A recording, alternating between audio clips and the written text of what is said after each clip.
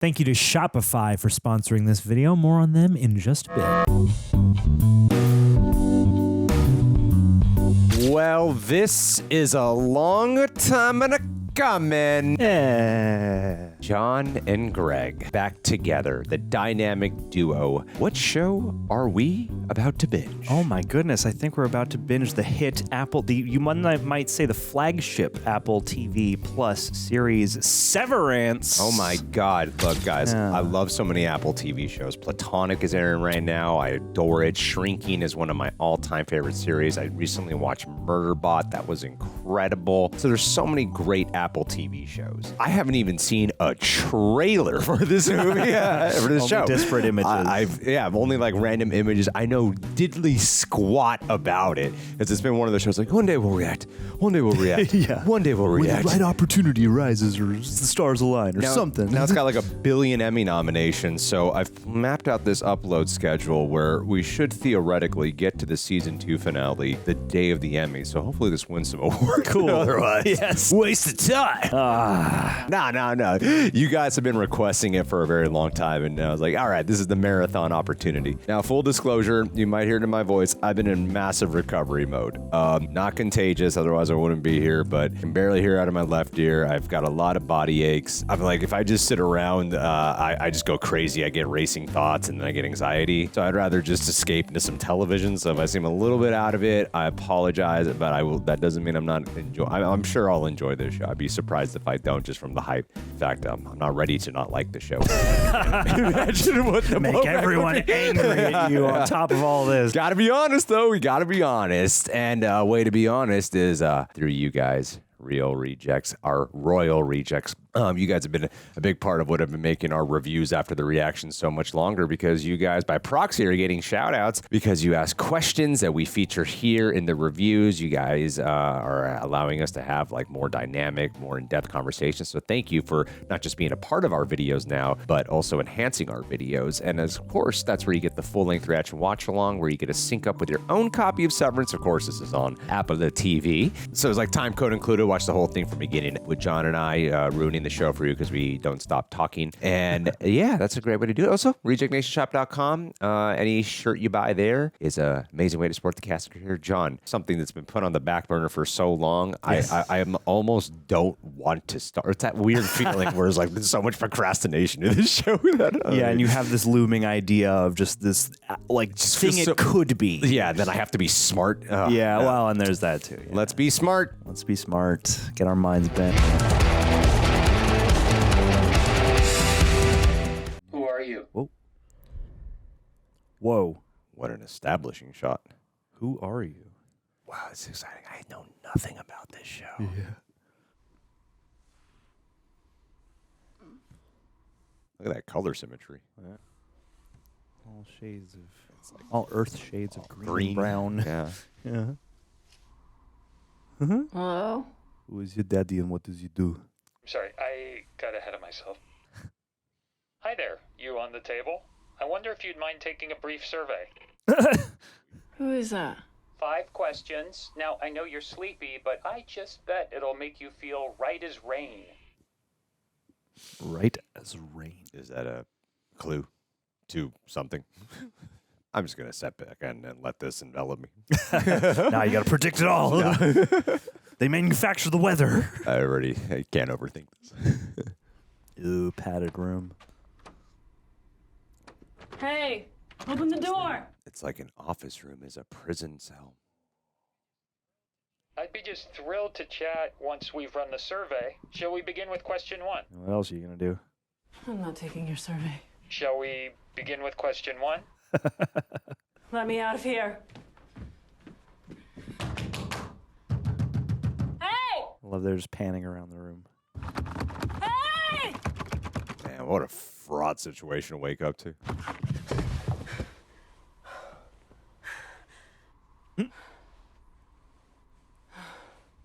Yeah, this looks so cinematic.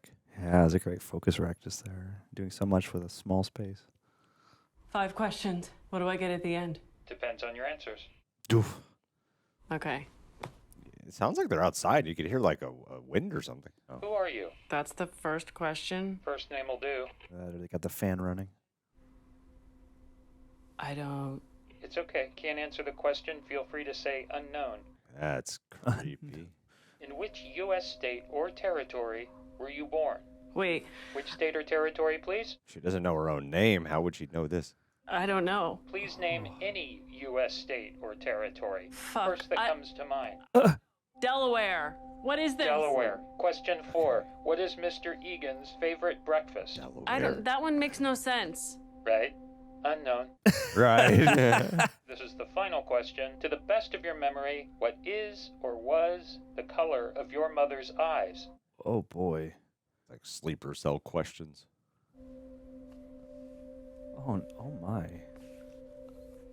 Oh God. Yeah, it's a little tragic. What's happening? Unknown. So that's unknown, unknown, Delaware, unknown, unknown. Delaware. What the hell did you do to me? Wiped your mind. Good cutaway. That's a perfect score. What? What? Fascinating. It's kind of Black Mirror vibe about it. Yeah. Grounded, disconcerting. Oh, don't cry, Ben Wyatt.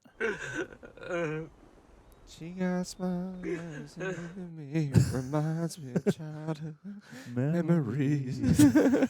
He just misses the choir. Just misses family. It's okay, man. It's a freaking Catalina wine mixer. Does he even know why he's crying? Yeah. Who are you and why are you crying?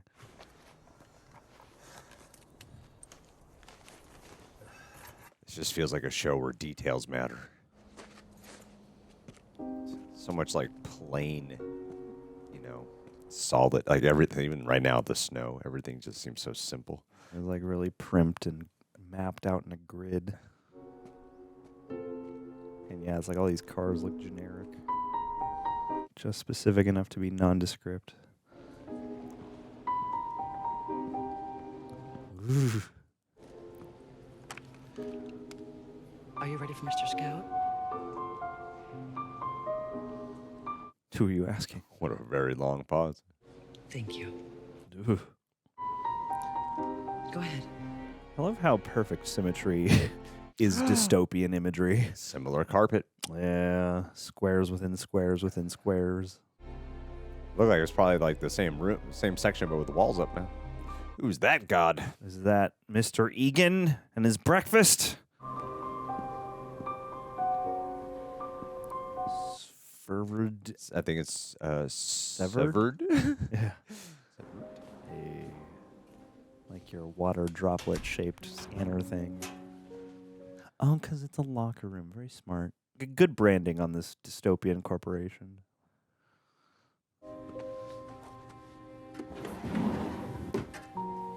The mundanity is about to get a whole lot more interesting. Yeah, blank watch.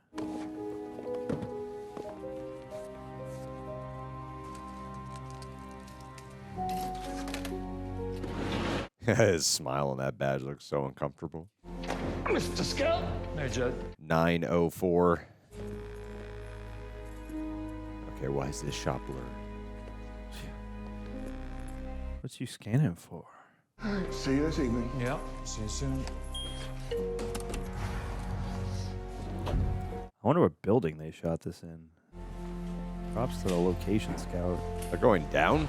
Yeah. That's unusual. Thumbnail. Ooh, slight dolly zoom. Wait, what the hell just happened? I don't like it.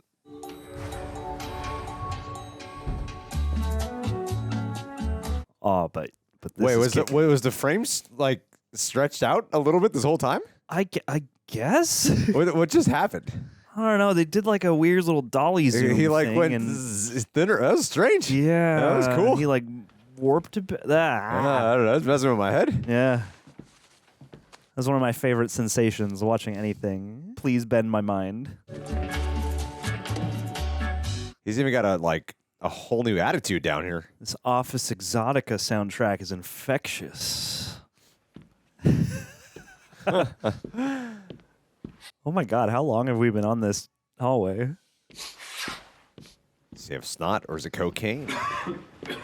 No, he's a little sick. And just these endless lines. Have we going in a square? Yeah, have we Or a looped circle? Just infinite. Okay, there was a left, right, or a right, left. They build their own like Scooby-Doo hallway for this. The green makes it feel very matrixy.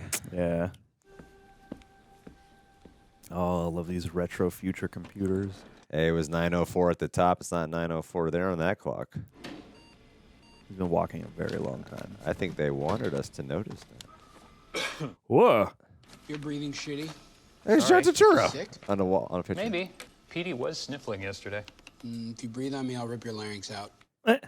That went right to 10. I feel like ripping out my germ-ridden larynx would get you sicker than just me breathing on you. Nah, endorphins. Love the view between the cubicles. Better not be out for the day because I'm about 0 seconds from wrapping the Tumwater file and he needs to process it. I think he's Is he out. the guy who tells Spider-Man to do a flip? Is it Zach Cherry? It's typical Lumon bullshit. Careful, guy. Hi, kids. I'm not your buddy guy. What's for dinner? God damn it, Irv. We warned you. About the greeting? You were kidding. No, we sincerely hate it. How many reasons did we come up with? 8. What? Chief among them, the latent condescension. Did the kids make you dinner in this scenario, or? Yeah, what kind of a shit dad are you? What? We think he's sick. Dylan's about to wrap Tumwater today. Yeah, and if he doesn't see me finish, I might Strange get passed cut. over for Refiner of the Quarter and miss out on my goddamn waffle party. Waffle party. Grumble. Wow, this is imagery of these cuts are tripping me out. Still don't buy they actually incentivized creamer. They did, and back then, we were grateful for it. That's dude. Put in an honest day's work and not get a children's breakfast in return. Oh, uh-oh, Irv's got claws today.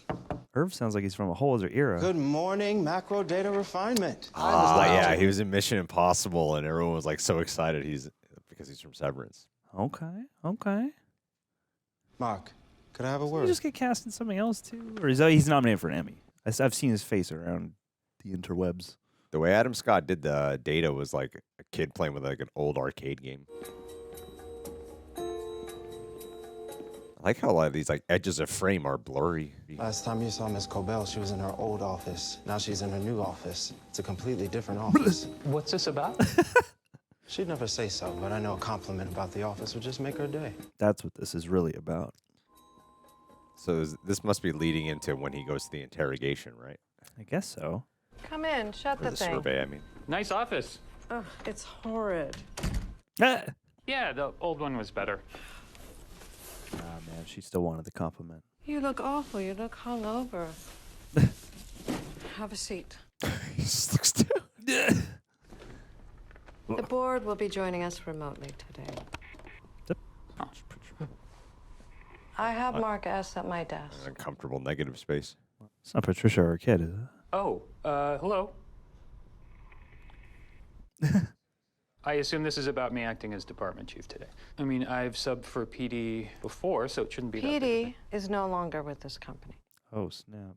I said PD is no longer with this company. That sounds back. You guys were Yeah. one of my favorite office friendships. What a fucking line. What happened? We'd love to tell you, but unfortunately non-disclosure policy forbids. We'd be aiding an assault on PD's privacy by you. Are they in like some like simulation or some shit? Mark, would you place your key card on my desk? I'm like, yeah, have we exited reality at any point? At this time, I confer upon you the freedom to serve here in the advanced role of Macrodata Refinement Department Chief. I don't know what any of that means, but all right. I think you just got promoted at what feels like a disciplinary hearing. A handshake is available upon request. I would like my handshake, please. Consider it. Thank you. May I have a handshake?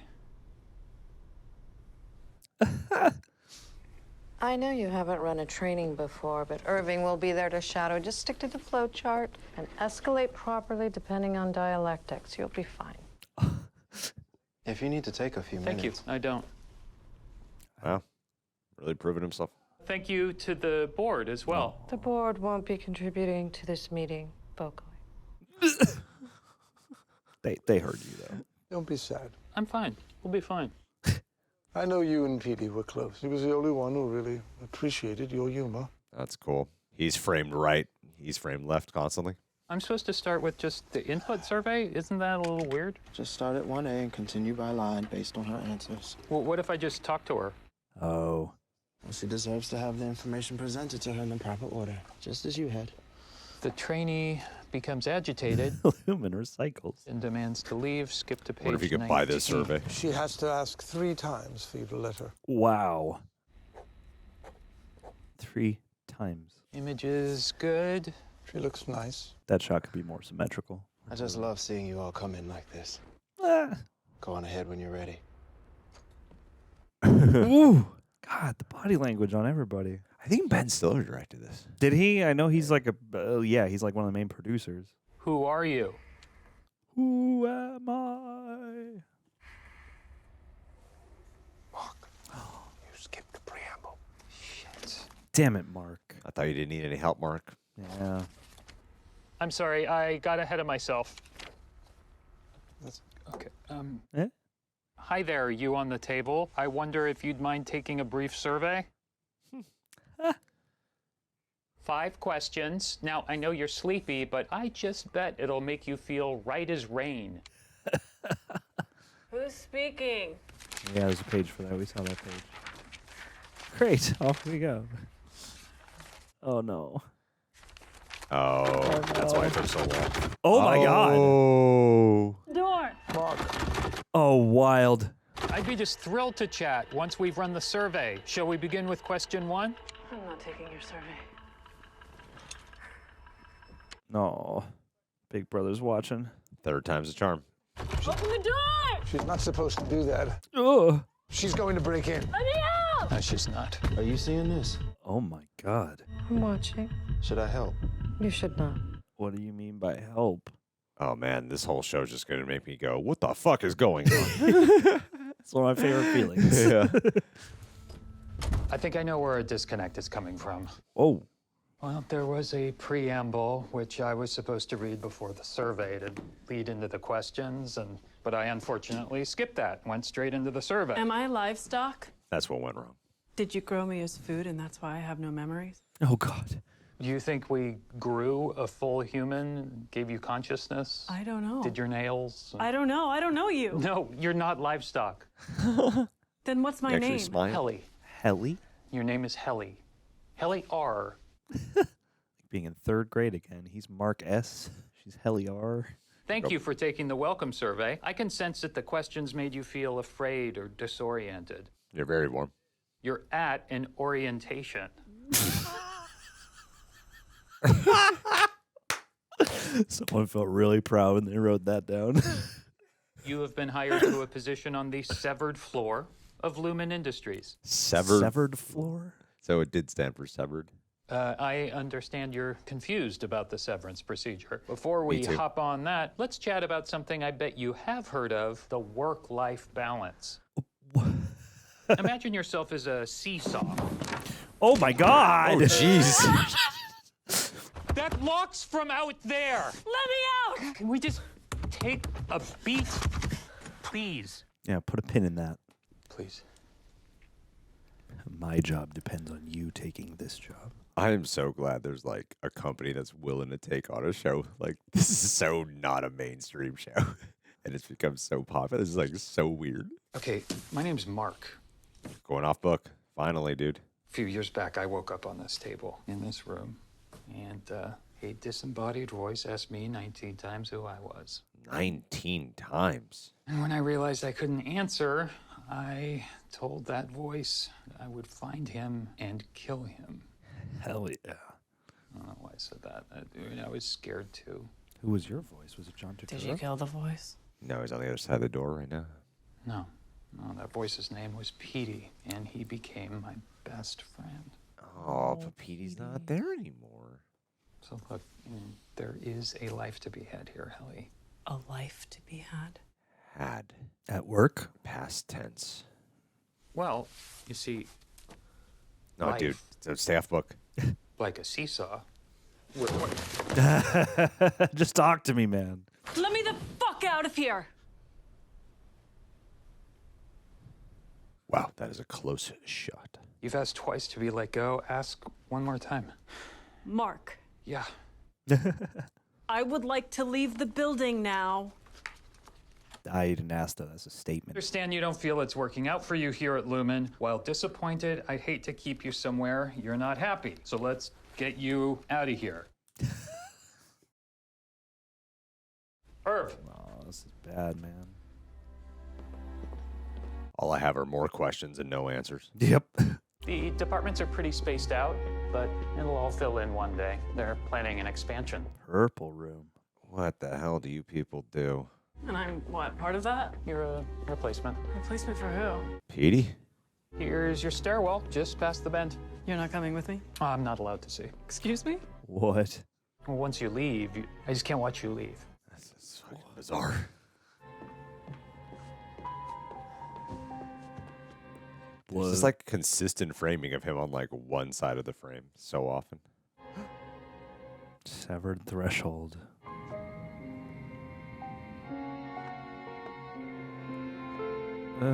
Whoa. Whoa. Whoa. Whoa. What the hell Creepy. just happened?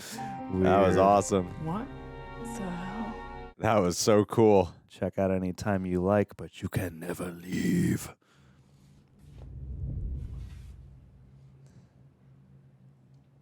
It's like some alternate dimension. Whoa. Ugh. Creepy. Just stand in the threshold. Half in, half out.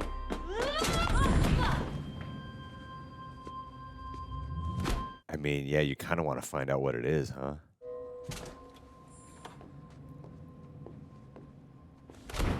Huh?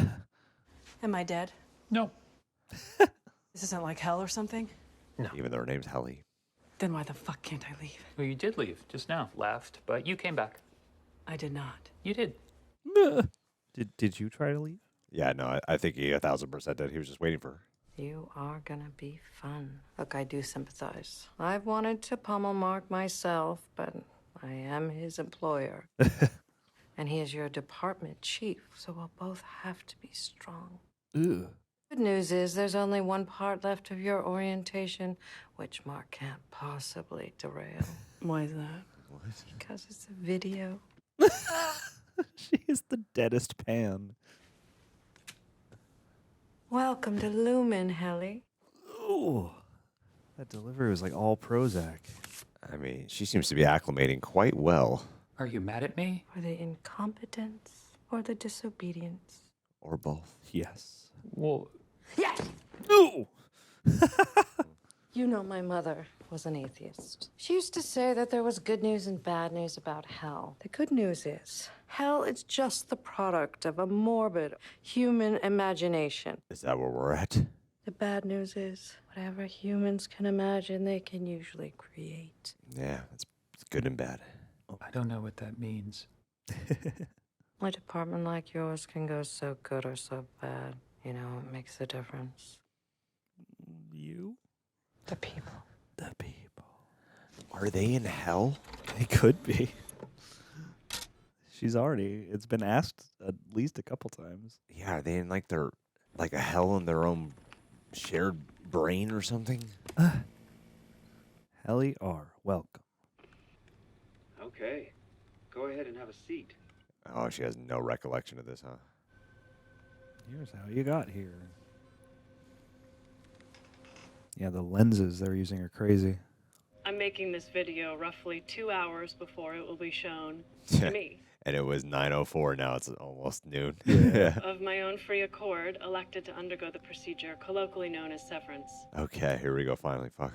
I give consent for my perceptual chronologies to be surgically split. Perceptual separating my memories between my work life and my personal life. Work-life balance. Oh, damn. Henceforth, my access to my memories will be spatially dictated. Whoa. I will be unable to access outside recollections whilst on Lumon's severed basement floor, nor retain work memories upon my ascent. Damn. Oh, whoa, weird. That this alteration is comprehensive and irreversible. Irreversible. I make these statements freely. Oh, so at least when you're at work, you'll be working. Okay. Go ahead. What does this level of compartmentalization do? Adam Scott did not look happy in the car. So I'll never leave here. This version of you. You'll leave at 5. Well, actually, they stagger our exit, so 5:15. What, so you don't... But it won't feel like it, not to this version of you anyway. Do I have a family? You'll never know. And I have no choice. Every time you find yourself here, it's because you chose to come back. Oh, man, so he's like artificial down here, too. Well, and yeah, it's like the life version of you makes the decision, but the work version of you has no idea, basically, because this place is all new to you. Hello. Hello there. Whoever's the cinematographer on this, like, this must be a blast to create shots for her. And then she joined him on the same frame that he's usually at. They're both like on a similar rung of the ladder, even though he is slightly above her. Okay, so there's a slight shift in frame. Yeah, you're right. It's a little. Okay, so yeah, when you're in the real, the out of work world, it's because the dolly zoom must like warp the frame. there must be some special camera or some shit that they got for that. Night. 525. They stack your exits. Because yeah, that's one thing about camera lenses. There is like warping that happens depending on how close you are, what your focal length is. So if they're doing something like that, that's a really clever trick. I wonder if there's any post involved. It has to be. I mean, it's to distinguish from the two worlds. Whoa. Work is hell. There's not been a single handheld shot this whole time. Looking to sell your car? Someone wants to write for you. Is it Petey? Is it a message from Petey? Mr. Scout. Mark Scout. Oh.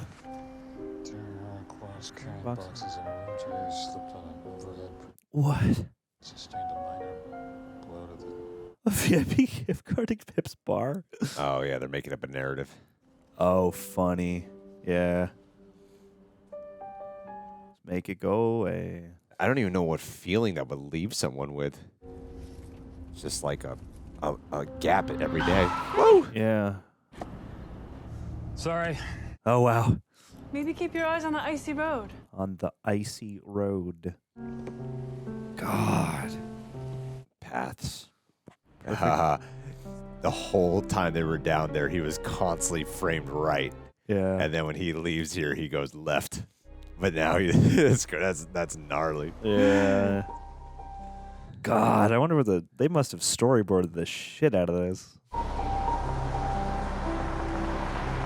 I wonder what state we're in.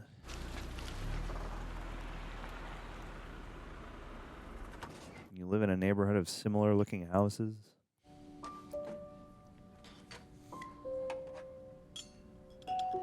Yeah, for 8 hours a day, you're just in oblivion. It's like going under anesthesia for, most of the week. Oh, whoa. Separated fish tank. He looks like the Max L guy. Oh, man, it's just nothing but an empty routine. No, I know, Mrs. Selvig. It's just, it was in my space again. Yeah, Aw. well, trash comes tomorrow night. Tonight's recycling. Different days. All he's doing is passing time. Hey. Hey. Did you forget? You gonna invite me in? Oh, yeah, should. That's okay.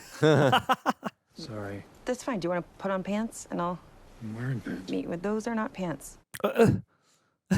If there's no dinner, how is it dinner? You actually owe me this. Do I? Yep. Are they siblings? You remember that time when we were kids and I was just generally a way better We're sibling than siblings. you? Oh, must have slipped my mind. The sibling exposition's always tricky. Also, I know we're nearing the anniversary, so I just thought maybe you'd want to be around people. Anniversary of a death. This is nice. When did you get it? It's from work. I apologize. Oh, they apologize, thank God. They made you a VIP. An explanation onto that It's apology? fine. Got a gift card. Oh, you got a gift card. Where's he going to? Pips. There's our captive. Hi, Rick. Rickon, come on, it's Rickon. Rickon. Life is not food. Right. You've got life, complex quality of sentience and activity, and then you've got food, which is what? It's a very intellectual conversation. Mark and my dad used to have whiskey as life carved on a flask. I mean, depends on the whiskey. So I'm curious for your take on all of this. The food, v life of it. Taught mostly about World War I. Just reading this think piece about the comparative levels of violence and warfare throughout history. Oh, nerd alert. War porn, I know. He said that the people actually called it the Great War. Apparently, it would have been a faux pas to have called it World War I. Really? Engage in the conversation, Mark. I mean, no one would have called it World War I. Because they didn't know. There wasn't a War two. II hadn't happened yet. Wow. Occam's razor. Simplest answer. Mark's late wife Gemma was an educator as well, Russian literature. That's why he's an alcoholic. But Mark is a Lumen man now. Right? Really? Yeah, Oh. about 2 years. Do you design the medicines? No. I thought Lumen was more on the tech side of things. They began. Oh my God. I'm in the corporate archives division, so. Oh, so you know all the dirty secrets. Yeah. Mark's work is sensitive enough as to require the severance procedure. Oh. This is a hot button topic. I think something that's his choice to tell people or not, right? God, No, Mark, please no, forgive it's me, okay. Mark. I My don't care. apologies. No, I think it's fascinating. I mean, I wish I could do it. Do you? I just always be thinking about, the other one. There is no other one. It's not the substance. I just don't grasp the visceral element. What does it feel like? Couldn't tell you. Simple. One's memories are bifurcated, so when you're not at work, you have no recollection of what it is you do there. This guy just has an answer for everything. Yeah. And then suddenly it's 5, and you're leaving. Well, they stagger us a little. They So And then at work, you can't access outside memories. So in effect, that version of you is trapped there. So that version never feels like they leave. Trapped, but what? That's all they know. No, I'm curious what were you going to say. But not trapped, but. Oh my God, now he's engaging. Now he's asking questions. I suppose we know where you fall in the congressional goings-on. Okay, I think we may be missing the point here, is that Mark made a decision, and that decision was controversial. I stand behind you without reservation. So well said. Sound like it. Absolutely. I definitely stand behind Mark. Everyone's virtue signaling. Yeah, right. I do think that the lack of food has allowed us to already do so on a much deeper level. oh yeah. That's right. The no food thing. Yeah. My friend in Lima hasn't had a food-based dinner even in. If I give you For real. $3,000, will you forgive me? Because your child is innocent of tonight's atrocities, I'll wait until after it's born to murder you. Oh, drinking away. How's the good doctor therapy man with that weird little mustache? You're not going. Well, the work things helped. How's it? I'm proud of you for taking that job. And I think she would have been too. I know she would have been. Oh man. Yeah, he gets to forget about her when he's there. It's a complete disassociation. You can't really evolve or grow. You want to crash here since you're already here? That's a voluntary stasis. Why?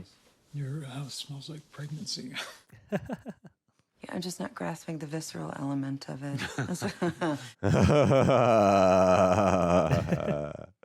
Yeah, fucking pretentious ass. This is one of the most pretentious conversations I've ever seen on film.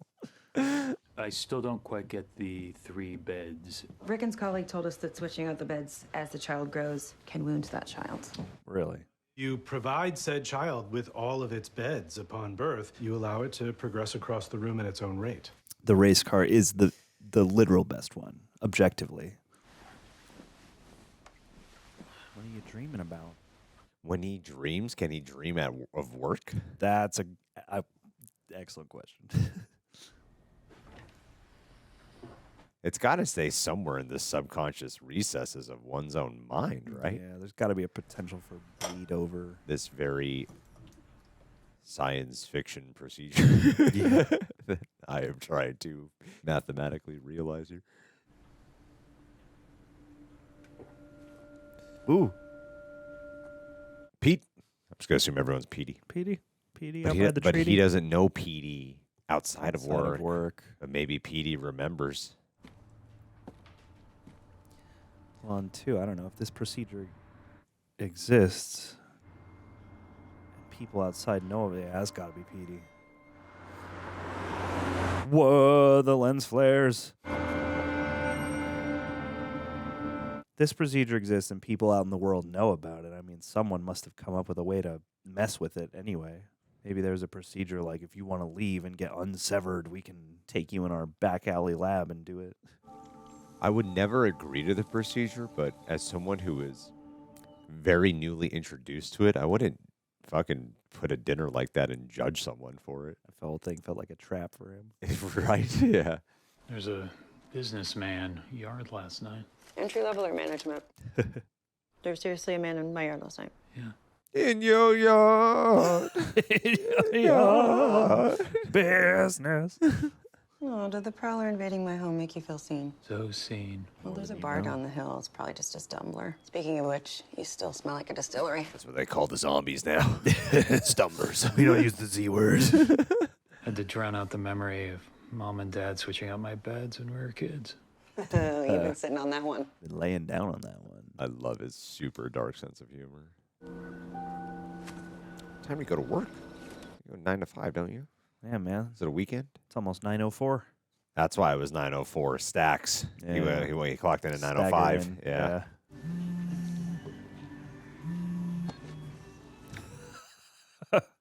The VIP area. Recycling was last night, Mrs. Selvig. Tonight's garbage, and you keep putting your bin on my side. Christ.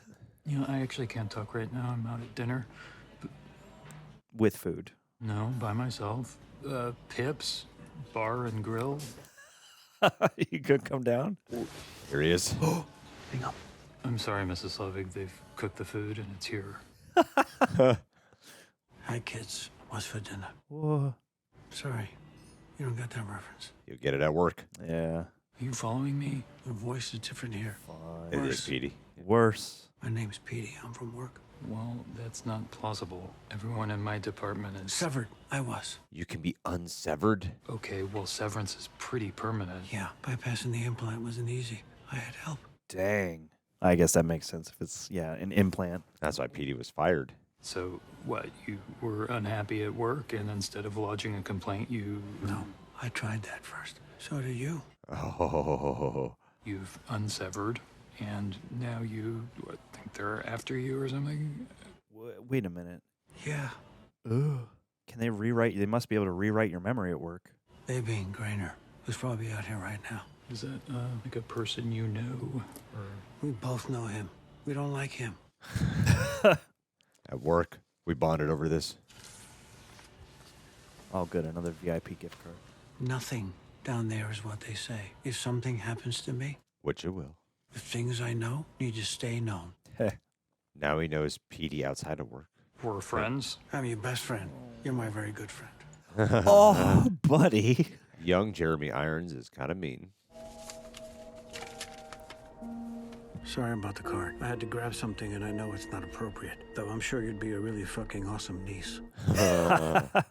We used to wonder what kind of men we were on the outside, what choices we had made, and why. What's so weird? Oh, damn, that is a mind trip. Uh-oh. I used to think it would take a monster to put someone in a place like that office. Especially if the person was himself. Wow. Just take somebody running away from themselves. But we're not monsters, Mark. Not real ones. If you don't want to know what's going on down there, I won't force it. What are they doing there? But if you do, there's an address on the back of this card, and you'll find the beginning of a very long answer. I'd wait till tomorrow. Half Loop Road. That's a poignant name for the situation he's in. Mark, is that you? Oh, hi, Mrs. Selvig. Oh, will you color Is it me her boss? Is it the embarrassed boss? For the mix-up with the bins. Oh my God, I think you're right. That's why I haven't seen her. How was dinner? Fine. You know my mother was a Catholic. Atheist in the other room. Yeah. Takes the saints 8 hours to bless a sleeping child. I hope you aren't rushing the saints. I'll give them ample time tonight. Good night, Mrs. Selvig. Yep. You're good people. She has a different voice here, too. And she likes Mark here. The exact opposite. Like, she's mellow, kind instead of, Prozac. And she's atheist in the other world, a Catholic here. Or it's all a ruse. It was a Ben Stiller episode. Yeah, I'm like, is she not severed here? Reject Nation, when we first launched our merch shop, I had no clue what I was doing. We were just passionate about our brand and wanted to create something that fans could connect with. But suddenly I had to learn how to handle inventory, page design, payment systems, shipping, marketing, and on top of that, keep the main content going. Now the shop has actually become a part of our business. We've hired new artists, we're designing more original designs, and it's all because Shopify gave us the tools to reinvest in ourselves. Been absolutely grateful to be partnering with them because we have already been using Shopify way before this partnership ever happened. In case you don't know, what Shopify is the commerce platform behind millions of businesses around the world and 10% of all e-commerce in the US. From household names like Mattel and Gymshark to creators and brands who are just getting started. And the best part, Shopify is built for creators. It gives you the tools to turn your audience into customers and your product into a real business. They've got hundreds of ready-to-use templates, so you can build a beautiful online store that fits your brand. No design skills needed, thank God. Plus, their AI tools helps you write product descriptions, headlines, and even enhance product photography. And now they've added powerful social commerce tools, so you can sell directly on TikTok, Instagram, and YouTube. Follow us on all three, by the way. So from running email and social campaigns, Shopify makes it all seamless. So if you're ready to sell, you're ready for Shopify. So you can turn your big business idea into with Shopify on your side. Sign up for your $1 per month trial and start selling today at shopify.com/rejects. Thank you, Shopify, for sponsoring this video. All right. Let's do this thing. Let's give it another. I acknowledge that henceforth my access to my memories will be spatially dictated. I will be unable to access outside recollections whilst on Lumon's severed basement floor, nor retain work memories upon my ascent. For show. I am aware that this alteration is comprehensive and irreversible. Go right to CDR. I make these statements freely. That's a wrap. Come with me, please. Wonder what he's like on the outside. Yeah. So your work personage will be waking in a few hours on the severed floor. But the next time you yourself will be sentient will be this evening in the elevator back up. The elevator has a handrail at hip level if you feel dizzy. I love seeing the sunrise on his face. Yeah, who's this guy gonna be? They say it doesn't hurt. Boy, howdy. Just relax. Ugh. Oh my God. Get drilling. Saw 3. Little vibration now. Little vibration now. Little Crazy. vibration now. She's awake. I feel like they keep you awake for a lot of brain-based surgery. The microchip. Don't like it. Don't like it. I'll be upstairs after to let you know how it went. Sorry if I freak out on you a little. The separation. Don't worry. I'm very excited to meet you. Oh my. Deep in there. What a strange sensation that must be.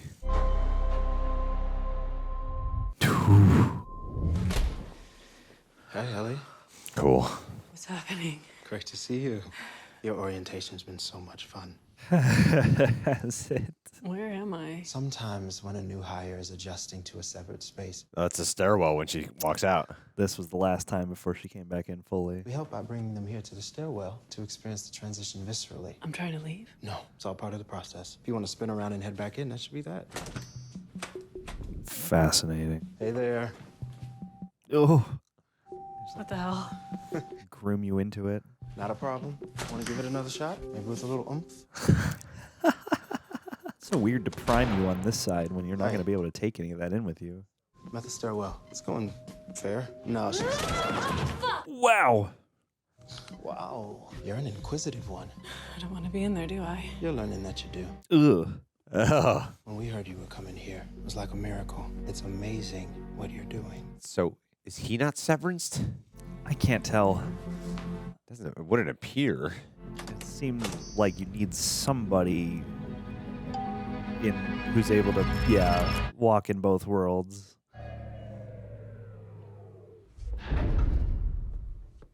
The handrails. Hey, old timer. One day down. Oh. Oh, you are creepy. Oh, we got an intro now. Let's go. Oh, this creepy CGI. Black. Whoa. What the hell is this? What? These are so creepy. Oh, this is like the last thing I was expecting. Yeah. I wonder who animated this.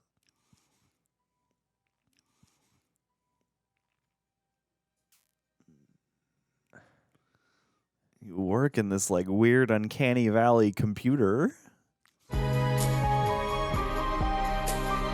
Christopher Walken. Oh shit! What? Is he gonna be the owner of the company? Is he gonna be must be Egan or something. Mr. Egan? Yeah. Every morning, I have 3 eggs and some milk. They can become one. Oh, strange bedfellows. Become one.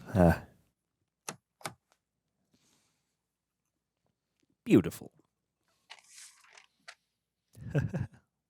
Dust the compliance handbook.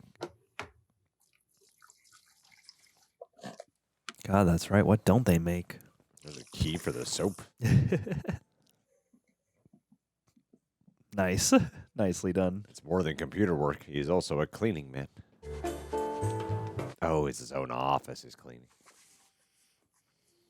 Oh, my best buddies. Locking away memories in a place where your memories already can't be accessed. So it's tomorrow now? Literally compartmentalizing. A weekend just happened. Yeah. I don't even feel like I left. I find it helps to focus on the effects of sleep since we don't actually get to experience it. You may feel rejuvenated or happy, less tense in the shoulders. Adjectives. So it's 9:05. Yeah, they stagger the entries too, so we don't meet on the outside. It's important, apparently. Fascinating. But they did meet on the outside. So I guess we're not friends. Guess not. Aw, we can become friends. I've got it 96% sorted, which means I've earned 4 of the 5 tier incentives, including the erasers and the finger traps that you see displayed here. It's like gamified corporate culture. You'll note I've accrued an embarrassment of wealth in that regard. Wow. Each one of these, finish file in the can. All of the silly incentives. Percentage-wise, yes, but if we hit our numbers by quarter's end, one of us gets named Refiner of the Quarter, and that shit gets you a waffle party. Hell yeah. Mark, sorry to interrupt. I know you're training Helly. I just noticed you removed the group photos from the desk. Yeah, we're going to take the new ones at Helly's party today. Oh. Oh. Now, all the data you see falls into one of 4 essential categories. And we group each line of code and then sort it evenly between 5 digital buckets. That sounds so boring. I do think the old photos are supposed to stay on the desk until the new ones come in. You know, file complaint. Should this mean something to me? No, all the data comes from upstairs fully encoded. Then how do I categorize it? That's the skill. Each category of numbers presents in such an order as to elicit an emotional response in the refiner. Okay. Cat 1 numbers, for example, feel a certain way on sight. They'll be sort of scary. My job is to scroll through this spreadsheet and look for numbers that are scary. Sounds dumb, and Mark said it dumb. Mark, I just printed out the passage of the handbook. I feel like that's the whole show. Just might be good to peruse when you're between things. Thank you. Thank you. Am I trapped here? In what way? Like if it turns out I hate this and I want to quit, is that an option? Oh, no. Oh, yeah. Can you quit? Since this perceptual version of you only exists at Lumon, and quitting would effectively end your life. I mean, in so much as you've come to know it. Really? Welcome. I'm agog at how well I can tell you're already fitting in. Agog. The office feels whole. Now, let's get this party started. She's the only one who still feels like a human being. Yeah. When does your personality shift? Are we going to watch our personality shift? I've worked here for 3 years, and something about me is that I know all 9 core Lumon principles. This is all going to be about Lumon. What's your favorite? Oh. All 9. Put your money where your mouth is. I think I'd say cheer. Great. Eh? No. Too bad. Hello, I'm Helly. I've been at Lumon for like 10 hours total. I'm sorry, I don't know anything about myself. Well, sure you do, Helly. I really don't. Just say Delaware. I guess I went home last night, but I don't know if home is a house or an apartment or if I live with a family. I like to think my Audi lives on like a riverboat. Don't start going down these questions. Whoa. I'm sorry, Audis are... They're us on the outside. You saw yours yesterday in the video. Right, I actually have a few things to say to her. Can I record something back? Outie. So what you'll find here is that communication between selves is pretty curtailed. So what if I write her a note? Unfortunately, the elevators are equipped with something called code detectors. That's why you can't bring the letter in. Okay, well, what if I don't think you're quite getting the game here, Helly. May I? Oh, now he wants the ball. Oh. Guys, this is Helly. She's 30 years old. She's allergic to almonds and has weak enamel. Oh God. She's the 4th tallest person in your office, and her hair is what we call shoulder length. Just easy to understand facts. She most definitely has a family. Yeah. Yeah. I'm Mark. Been with Lumon about 2 years. I absolutely love this game. Nice try, pal, but you said that last time. A share. Come on. Fair enough. Ouch. I broke protocol this morning. Oh, no. What an interesting thing to share. I was dusting the old group photos, the ones with PD, and it just made me feel sad. That's not a core Lumen tenet. And I guess worried I won't be able to run MDR like he did. That tracks. I have similar worries. So I took him from the cubicles and put him in the storage closet, which Oh, damn. we're not supposed to do. This whole environment is breeded to run away from your emotions. Thank you for telling me, Mark. I actually find your reaction sweet. Oh. It is puzzling you have an outburst like this for Petey and not for, say, Carol D. Outburst. That's very... Carol D was leaving beforehand. I mean, how do you film to thank you? PD was just gone. Uh-oh. I don't know if he's at some new job or drunk on a beach or dead. That's enough, please. Oh. Let's not get too reactive here. Yeah. Oh, no, man. Helly's here to challenge the status quo. I think this is a good time to remind ourselves that things like deaths happen outside of here. Wow. A life at Lumon is protected from such things. And I think a great potential response to that from all of you is gratitude. Oh, you must obey. This is diabolical. I know. Because it's attractive, but it's also designed to make you stay. I also think that melon isn't getting any tastier. Oh, you are a manipulative guy. He is so good. Yeah, he's great. terrific. Yeah. I already hope he wins that Emmy. You trust him, but he's also like sneakily scary. Choose correctly, man. Choose wisely. There's probably a limit on how much melon you can have. You've been digging through the ditches. Hey, sorry I derailed your game. I thought I already had, but then yeah, you made it way worse. So how are you gonna figure out if Petey's okay? Oh, I think Milchick was pretty clear. He's dead.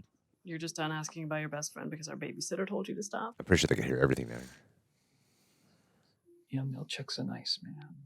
When he says something, it's best to listen. I don't care. Because he can't always be nice like that. Oh, wow. Christ. Damn, the rhythm and delivery and how that overlap with them was so well done. Like not even like having like a sinister beat in between. But like demonstrating the fear. Yeah. All right. Great big smiles. Remember, you're going to be looking at this every day. Say cheer. Cheer. Cheer. Participate. What are you doing? Oh, I just think I'm not gonna work here anymore. Sorry. Wow, you've only been here for a few hours. I don't want to do the file sorting thing or the never seeing the sun thing or the disappearing friends thing. I just don't want any of it. I told you, there's code detectors. Do you know that? Have you tried? Because frankly, it sounds made up. Oh, no. They're going to, like, tase you. Wow, she's already rebelling. Yeah, I like this. They're not wasting time. Helly! Get here, rowdy. Uh-oh. Code detector. Ooh. Walls with the lights. Oh, man, who's this? Is it Randall Park? No, definitely not Randall Park. Come on out. Well, this dude looks like a 1950s bodyguard or some shit. Yeah. What have we got here? What do we got here, Toots? Perhaps you better come with me. Mr. Grainer, hey. See, you found my wayward trainee. The note, my first time training, and must have just forgotten to go over data smuggling rules with Helly. Sorry, this is Helly. Helly, Mr. Grainer. Pull it together. If Helly tripped the code detectors, that one, it's on me, and I apologize for that, sir. Wow, he's really trying to protect her. Big department chief now, Marquez. On you, then. Let's go. Oh, snap. Wow, he really took the fall for her. Oh. Simultaneously reassuring and completely unreassuring. The break room? Like, or they actually break you? What? So you're a doula. A midwife, actually. Is this a date? Lumen. Yeah. Like half this town. And half of me. That was a joke. It was funny. It was funny. Oh. So you don't know who you work with or what you do or anything. Yeah, that's the idea. Man, this fucking sucks. Even outside, this is probably like most of his goddamn conversations. Yeah. Like you could have a girlfriend at Lumen and not know it. And if you met someone out here, you wouldn't know it in there. Like you could get married and have kids and just forget they exist for 8 hours every day for your whole life. It doesn't mess with your head. I mean, this guy's all about disassociating. I think for some people, it's the for point. me, people. So as a local, this just feels like a reasonable temperature to you. Well, technically, I'm from Gans. This guy's just constantly numbing.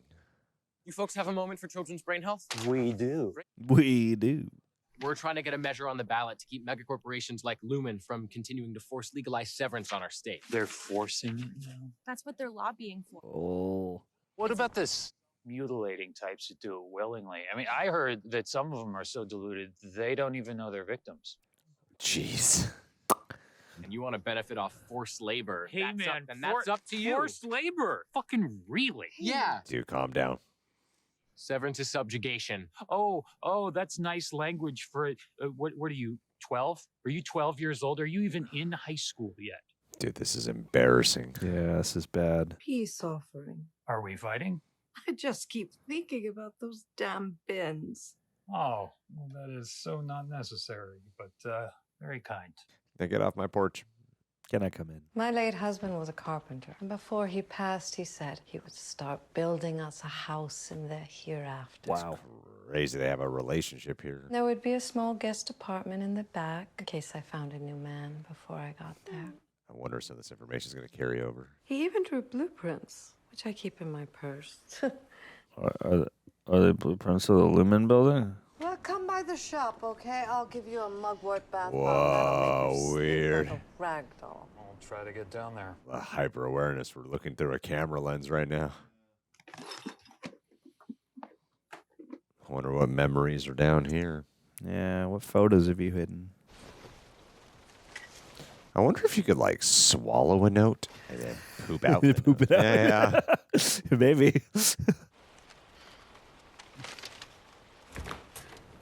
So if you like do a bunch of messed up stuff at work, do you have to go in for your own PTA meeting as your outside self? I actually woke up not feeling terribly well. Oh no. Ask how serious it is? Just very minor stomach event. Should be back tomorrow. Well, I'm sorry. What are you going to find? I know your innie will be sad to have missed the day. Where's Mark? Sick or fired? Probably sick. They wouldn't have fired him for my note thing, would they? No way. He did his stint in the break room yesterday. He said he was ill. Did he sound ill? I don't know. He said it was abdominal. Oh, boy. Funny timing. What'd you do in the break room? It's a cool world they've built out here, though. Of like, as much as there's the mystery of what's really going on at Lumen, there's this consistent ethical debate on the outside of what Severance is. They're not even concerned with what Lumen's actually doing. Finger trap is fun as long as you know how to use it safely, but it's really more about what they represent, how far you got in the file. Well, why don't we always finish the files? They only keep so long. We finish on average 1 in 5 files before they expire. What? Wake up, man. What's going on? They're playing the rest of the dialogue backwards. Are they? I think. Oh, no. Oh, that's in the intro. The goo. This is very intriguing the way they're developing. Every time they add in a new weird, surreal element, like so gripping. Ugh. No! Is it the numbers? I'm sorry. Irving. This guy's always here right when you need him. Second anything changes, anything happens. Someone's Okay, cooking. so he's been living here. Did they kill him? No. Okay. Petey. We'll deduct the time you spent dozing from your Audi's paycheck. What will be harder to fix, Irving, is my and Miss Cobel's trust in you. I'm so sorry, sir. I'm just so sorry. It happened for just a few seconds. Like the wellness is never good in a place like this. Let not weakness live in your veins. Tame thy temper. There's a quote from Egan. Yep. Oh God, a 4. Told you, you'll understand when you see it, so just be patient. God, a 4. Okay, if our Audis are up there severing their brains, shit must have gotten pretty bad. Famine, plagues, etc. So what is a desperate humanity to do? Oh, man. I didn't realize that's how far removed they are from it. Clean up all the deadly eels and shit, because we can't cohabitate with that. So we send the probes down, they send us the data coded, we sense what's eels, and then we tell the probes what to blow up. That is a fascinating explanation. This is the leading theory? There's like 3 of you guys. Thinks we're cutting swear words out of movies. What are we actually working on down there? I don't know. I thought without Severance it would make more sense, but they separate us It's the first handheld shot. from the other departments. We don't even know how many there are. But I've been reintegrated for 2 weeks Loving now. it. I've been mapping out the floor. Ah, so it is a bit of a mirror. I hid the original for you when I left. This is slowly killing him. You okay? Oh, wait, that was what Adam Scott was doing in his opening shot in the car. There's this room. We go in there when we don't act right. Who's that? Oh. I'm afraid you're not sorry. Please. I truly am. I'm sorry. Please read the statement again. Whoa. Forgive me for the harm I have caused this world. None may atone for my actions but me. Only in me shall there stain the blood. Whoa. Thankful to have been caught. Those with wizened hands. All I can be is sorry, and that is all that I am. I'm afraid you don't mean Woof. it. That's like a cult. Forgive me for the harm I have caused this world. None may atone for my actions but me. Fuck is that? Judgment and punishment. That's the break room. How'd you get it out of there? That piece hung in the perpetuity wing for many years. I know. It broke my heart when they took it down. No. Better here. It's calming. Are you a department head? Well, optics and design. A 2-person department, so barely. New handbook totes come in. Well, I love those too. Yeah? There's new ones coming next month. This is kind of cool seeing these two together, damn. And yet, my view. Oh, wow. Turturro and Walken, damn. Well, I'll be thinking about it until then. Irving? Oh. Oh. She's from Agents of S.H.I.E.L.D. And I assume other things. What I'd like to do is share with you some facts about your Audi. Why would you do that? Your Audi is generous. Oh, they're just generalization shit. Your Audi is fond of music and owns many records. Your Audi is a friend to children and to the elderly and the insane. What? The insane. Whoa. And helps someone lift a heavy object. Attends many dances and is popular among the other attendees. Oh my Dancing, God. That's why you're sleepy. Likes films and owns a machine that can play them. This is where he derives his happiness from. I'm sorry. Please try to enjoy each fact equally. Oh, damn. Weird. It's 10 points off. You have 90 points remaining. You're being graded on this. Your Audi has no fear of muggers or knaves. Enjoy equally. You're going to smile a little bit. How was wellness? Bleh. Great. Very restorative. I met the O&D department head. Bert? Ooh. I've met that guy. He's a fuck. Bert's not a fuck. And no. I'm asking for the safety of this department. I don't need to tell you. That's a myth. And don't pretend you care about this department. Oh, here we go. Oh, it's a listening and response. Don't do it. Hey guys. Lumen has been good to us, and it is feckless. Guys. Oh, no. Why is it You okay? Just fence off the bad data like I showed you. Can you see the perimeter? Fence off the bad data. Oh my God, it's all magnifying. Damn. And bin it. Uh-oh. Uh-oh. Boom. Fucking refined. All right, Helly. Hip, hip. Hip, hip. And you can use the shower. Oh, no, dude. They own your buildings, though. Thanks for doing this, Mark. Well, I figured my work self would be pissed if I let you sleep in a greenhouse. Lights on the left. Mark and Peter.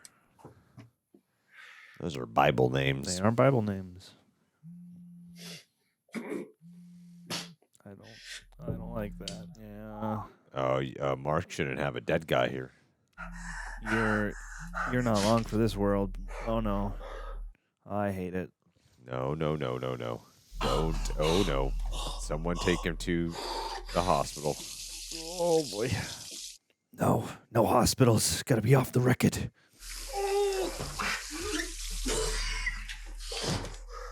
Dude, this is your brain we're dealing with. Oh no. Oh shit. Oh yeah, your shit's bleeding together, dog. Oh no. Trippy. Oh, that is so scary. Oh no, his brain's breaking.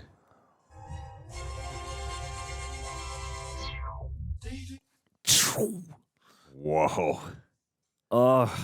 All right. Creepy.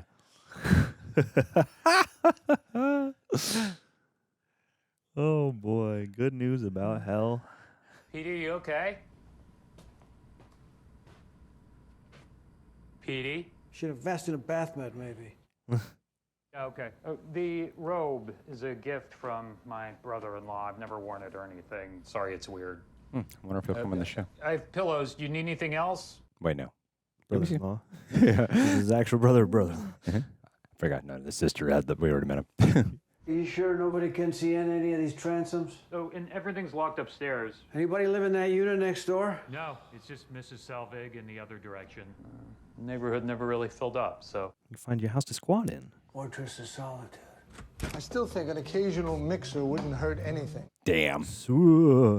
And it's not expressly prohibited in the manual. Yeah, I bet. Dude, I pressed Cobel for an off-floor mixer last quarter. She said you'll get one when you earn it, whatever that means. It's a friggin' off-floor mixer. Can't imagine Dylan's 4% on Sunset Park's gonna help with. Whoa. Petey? Whoa. You okay?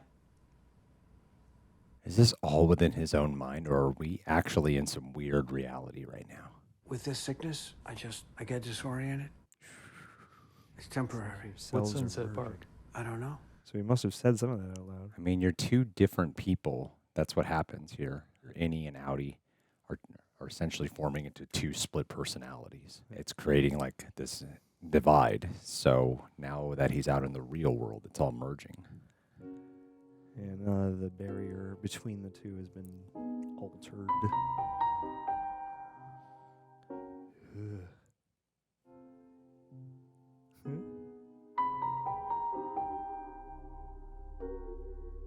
I feel like there's like clues in this intro. It's because it's like jittery and glitchy and stuff. And I know there are artists that do that. I know that AI can do that. I highly doubt this is AI. I would not expect it to be without a whole bunch of controversy. Here you are. My Audi is barely out. This is the first time we're with her solo. It's like having two different lives suddenly stitched together. Yeah, exactly. But the relativity's fucked. So, my first day at Lumen's as far back as my 5th birthday, and with 2 pass, whoa, it blurs the present too. But they said it would get better. Who's they? They is a group of people that know Severance is a blight on mankind, and they're gonna do something about it. People protesting? The whole Mind Collective? Kids trolling for signatures downtown? No, not the fucking WMC. Oh. Someone else. All right. Well, Or it was Christopher Walken. what do you want from me? Don't you want to know what you're doing down there? I'm not gonna unsever. I don't want you to unsever, because that's gonna work. It hasn't been a blight for me. It's helped me. How's it now? What if the cost of that help is that you're murdering people 8 hours a day and you don't even know it? You're bad at like the movie Paycheck. I found a department, one they don't tell us about, one where you don't get to leave. They exterminate you? You really don't get to leave, as in they're down there right now. People go missing then? Like chained up? Or... Call it the vacation days room. I'm not going to talk about it in here. I don't know if the monitors are bugged or if Irving's going to walk in. Cool. You're going to see his, from Adam Scott's point of view. Yeah. And the change in his demeanor is like... PD, we're not at Lumon. Where the fuck is June? Whoa, buddy. It's like voyeuristic angle. Who's June? June is my daughter. Greatest kid on earth and a hell of a guitar player. Oh. But when he was lost in was he lost in some other memory? I guess waking up from any poison system will be sort of a lifelong healing process. Ticket to fry your mind. Oh, She was the voyeur. Ice on the wind. are you all right? Okay, so she's not some, like, evil woman. You had that conversation when her workie was the one involved in the conception. Okay, first of all, working, as I understand, is the preferred term. I think it's exactly the condescending verbiage that I'd expect from a group trying to save people from their own choices. Choices. Did her INZ These terms. call it someone who's had their brain split in half? That has nothing to do with what we do at Lumon, nor any... What a fascinating conversation about, like, autonomy and consent. This morning, you were in my basement. Right. So I'm going to work, like you said. You can stay here. Money for pizza on the counter. I just want to let you know, I'm not going to reintegrate. You already told him that. I lost my wife a couple years ago in a car accident. This is, it's helping me. I'm sorry, Mark. No. Wow, the way he just, like, minimalized that. You would come in sometimes with red eyes. We had a joke that you had an elevator allergy. There's even a song for it. Oh, no. But I always wondered, you carry the hurt with you. Go to work. You feel it down there, too. You just don't know what it is. Likewise when you're on the outside. I wonder if part of this is going to be him planting these ideas such that, like, they grow so deep in his subconscious that he just starts to naturally reintegrate or something. Sorry for the racket. I'm just de-icing my stew. Oh, no worries. Thanks again for the cookies. I'll bring by more. An endless supply. Is she going to be there when he gets there? I mean, yeah, she goes to work. Yeah. She must know he goes to work and where he works, but he doesn't know that she works there.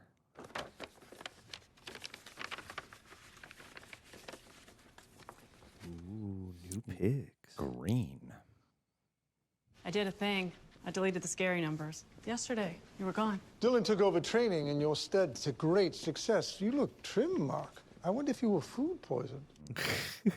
New photos come in? Oh, good. You can finally get rid of those old ones. You may as well skip it, actually. I put in my resignation request. What? It's good. It means you won't get sent to the break room anymore. They won't let you go, man. Mark, I spoke to your Audi yesterday. He sounded just shattered not to be at work. And now that you're here, care to read your first morning announcements as department head? Yeah, he remembers the in and out. He just admitted it. Oh, he knows the in and out. And he did not speak with the... Wait, no, he did speak with the Audi, yeah, on the phone. Yeah. Okay, quiet down all. I'm Mark, your new announcements person. Oh, boy. I don't think you should be able to speak to the Audi unless you're able to be on the Audi. There's been some garbage in the recycling. Please, everybody, don't do that. Yeah, that's important, guys. Post-it notes are not to be put on faces. They clog your Audi's pores. Please refrain from boasting about previously earned waffle parties. Feeling attacked? Lastly, oh no. I've Question never seen a anything. resignation request get such a quick turnaround. Oh, boy. Do I have to finish out the day, or can I skip out now? Jeez.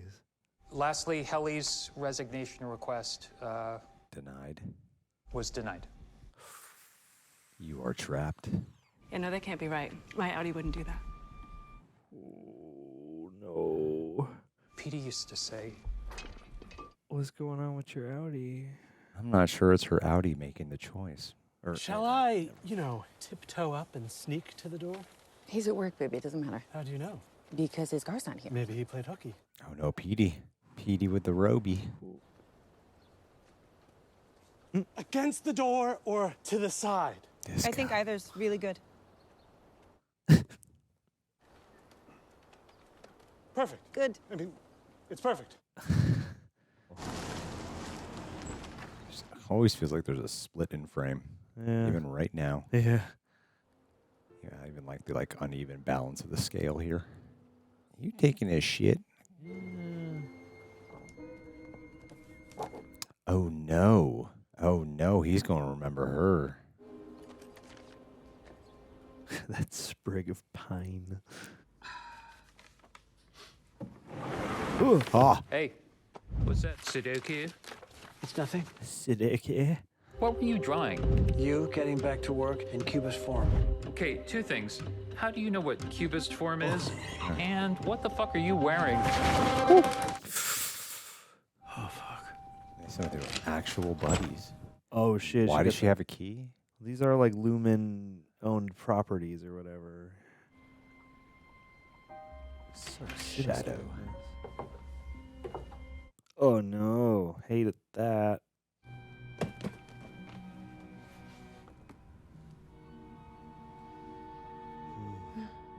No. Why no? Probably makes her own candles. That's what this is about. Gemma's crafts. Oh, no. Yeah, that was the candle that he pulled out earlier. Yes? Why no? Why take that away? What is there some memory there, that sense memory that doesn't want to prevail around in the noggin? Whoa. No, Petey. Trying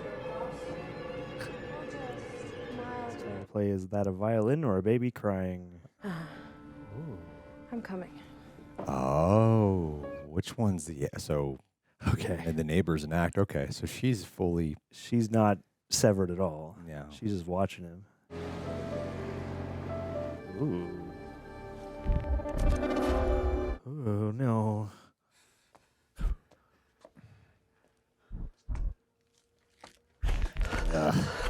This is very stress-inducing.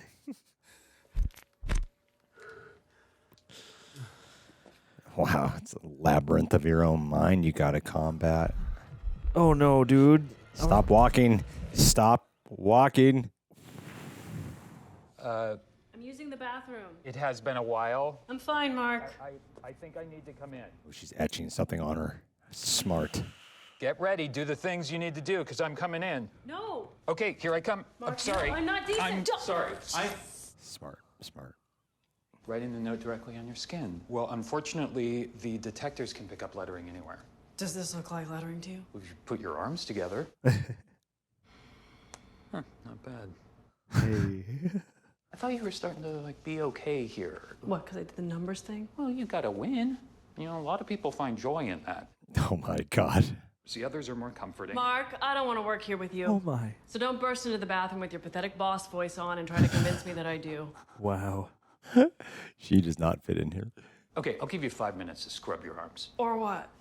You want Grainer to use the bad soap. Ooh, what does that mean? Irv, I was listening at the door. I heard it all. This guy.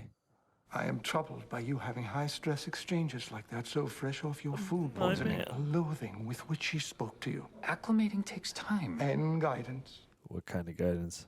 Guidance is a brainwash here. Dylan was going on all yesterday about incentives, pencil erasers, and waffle parties, as though that's why we're here. That's not why we're here. She should see the perpetuity wheel. She can read about all that stuff in the handbook. You know it's different to be there, to see it. One of those therapy sessions. It just seems premature. I mean, that place is a lot. Correct. That place is everything. Wow, this is so weird. It is like a commentary on how corporate work culture is a cult. Yeah. Someone open it, It's so strange. Endless new tricks to keep. Oh no. The you are. Rickon, his fifth book. Chapter 12, on learning to be emotionally nude in front of my wife. Checking for messages. Chapter 12 looks like it happens on Mark. page 12. Oh bye. Can I help you? Does she have a moment? Did you fill out an official request for supervisory interaction? This guy just lays down the law. It's fine. Come in. Sorry, I can fill out the form. Irving thought we should take Helly to the perpetuity wing today. I think I should take Helly and the team to the perpetuity wing. And have you filled out a common space reservation slip? I don't know. It's been weird since Petey left. It's making him question things. He set the tone. Oh. If Petey were the tone setter you're lionizing him as, he'd still be here. What does that mean?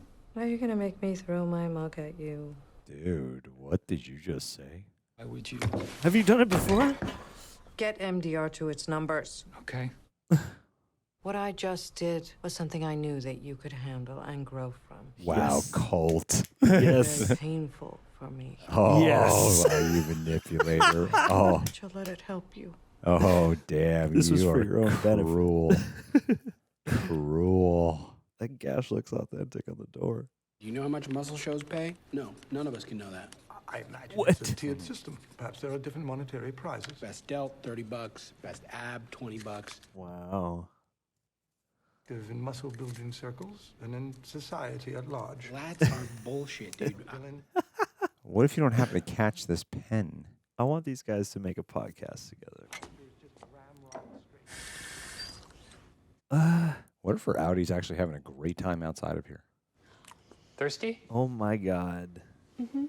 What if she just craps it out and doesn't notice? The code detectors can read messages hidden inside the body as well. Also, when that happens, it's Milchick's job to extract the message from you. And when he asks how long ago you ingested it, Oh, Christ. I really can't recommend honesty enough. Oh my God. It's easier for you both if he knows which end to start from. Jeez. Please let us witness this. Ew. Another good try, though. Honestly, this is becoming a charming game. Mark's becoming a real boss. When he had Petey here, he had a chance to have like a genuine connection with someone. The black sheep in the annals of the family, and it certainly wasn't my intent to slight him further. But I think you'll find the prone to be... Bingo. What the hell is Vegan Bingo? It's how you don't die of boredom in the perpetuity way. And come on, it'll be an excellent opportunity for everyone except Herb to bond. Get ready to spot the glass of milk with the eggs in it. Oh! Split. Whoa. 2 paths. Crossing yet again. In 2 days. Optics and design. Back with that refinement. I trust that your session was good. Great. You two know each other? We were just admiring some Lumon artwork together. This guy's 2 sides of the same coin. We'll have those new handbook totes soon. So exciting. Thanks for the tip. You got some business? Or you Okay. just out for a fucking stroll? Dylan. Whoa, dog. I think you guys are cool, and I'm just wondering what you're up to. It's rare seeing you out of your hole. Whoa, what's going on here? Egg drop challenge in the team building space. Tight department like us gotta keep our synergy up. You buy this fucking shit? And what are you guys doing? Perpetuity wing visit. I don't understand the tension. We should get back. Can't leave the nest empty. Good to see you, O&D. Oh, just back from. Whoa. Natalie. Harmony. Hello. Harmony. Is this about Helena? No, this is about Peter Kilmer. And I should tell you that the board is joining us. Oh, no.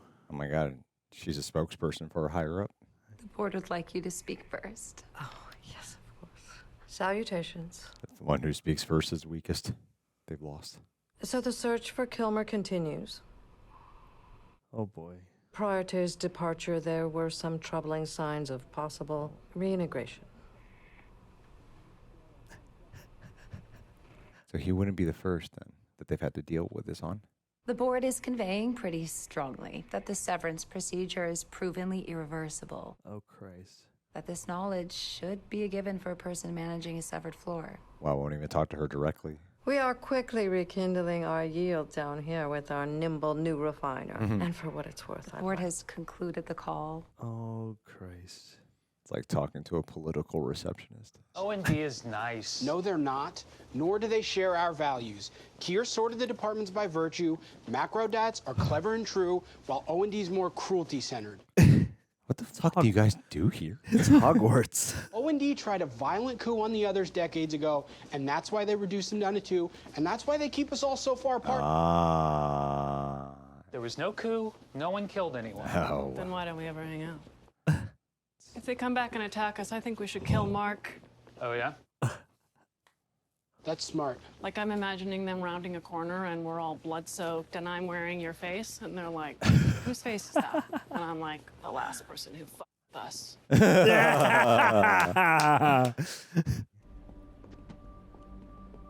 Whoa. Egan. Come now, children of my industry, and know the children of my blood. Ugh. Wow. What? James Egan, current CEO, remarkable man. Intentionally looking like a god. Brows? Yeah, he looks like the wizard from The Wizard of Oz. Whether we learn it or not. I mean, He's not wrong. That's a good point. That's a good. All the center displays are for a past Egan CEO, but the whole back part is Kia. I'm really glad they made a spin-off of Beyond the Black Rainbow. Oh, buddy. This guy's slowly dying. I know that death is near upon me. People have begun to ask what I see as my life's great achievement. Whoa. They wish to know how they should remember me as I rot. Wow. I have identified 4 components, which I call tempers. Tempers. Are derived every human soul. Okay. Whoa. I'm listening. Frolic, dread, malice. I wouldn't want to be friends with this guy. Yep. Each man's character is defined by the precise ratio resides in him. Trying to quantify it. Of my own mind, and there I tamed them. Pip Egan. Then the world shall become but your appendage. It is this great and consecrated power that I hope to pass on to all of you, my children. They're like types throughout history. Anyone working in this Lumon family, what you are is the keeper of an ethos. Ethos. That we have long held as precious, and which I do believe will one day save this world. Oh, look, you got one.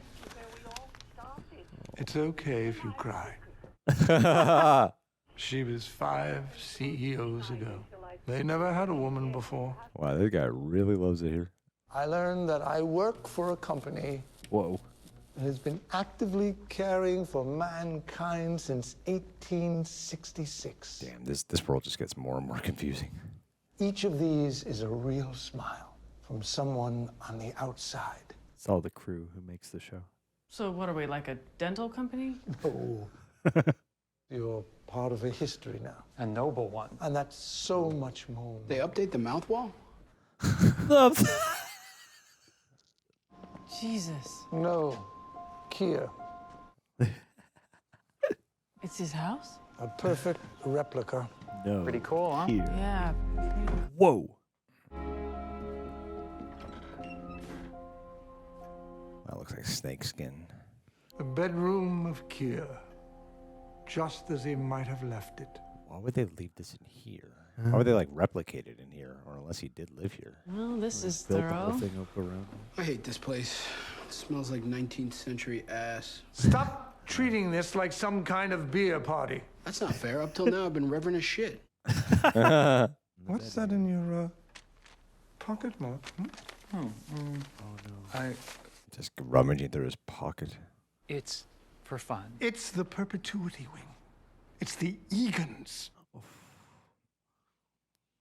Keir said, keep a merry humor ever in your heart. Oh, did you give one to the trainee? Bet your ass he did. That's definitely what she needs from her department chief. Hey, I didn't want to be department chief. I didn't ask for Petey to disappear and for... Oh, Christ. Oh no, what just happened? Oh no. Disappear and she disappears. Helly! Yeah, she's just waiting on this. Shit. Woof. Whoa, we haven't got a handheld in here yet. Whoa. Helly! Jesus. It's reading the whole thing. So funny. He's deep into it. Gotta find those hidden messages. Oh. Could you do anything with that? Oh. Come on, Helly. Ooh. Go team up with Walken. Helly!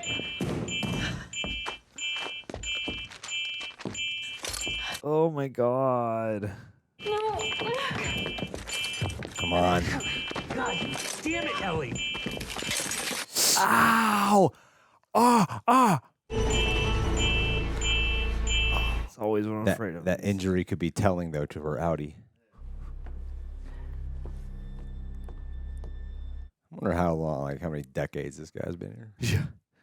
On you go. I wonder if we'll actually see the other side here.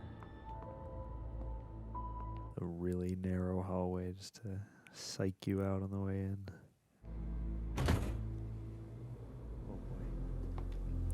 I'm truly sorry to see you here, Helly. This feels like aliens crafted this whole place. I hoped you'd just settle in.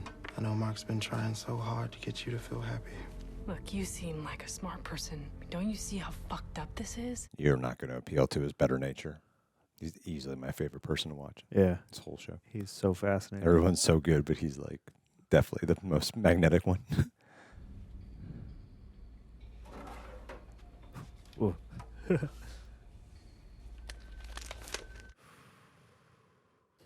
it's so much smaller.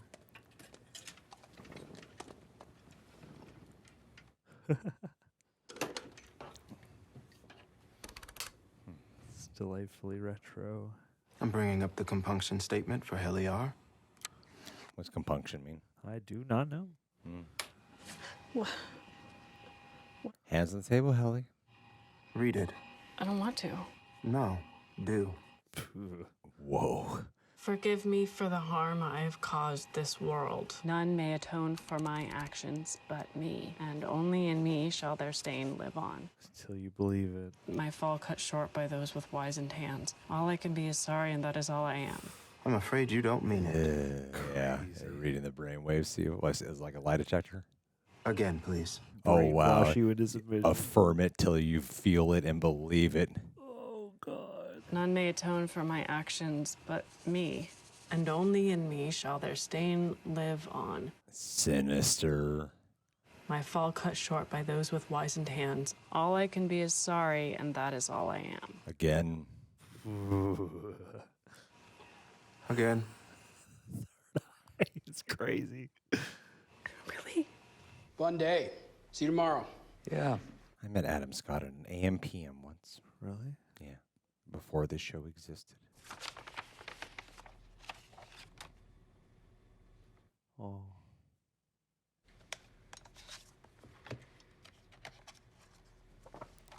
Did he leave a message in the photo? Uh-oh. Hmm? Come on. One more to go. Please. Yes. Ooh. Oh, yeah. Okay. That's what he was drawing. Mind. Seed planted. Break room. So he never... It is drawn like a rat going through a maze. Yeah. Oh, Petey.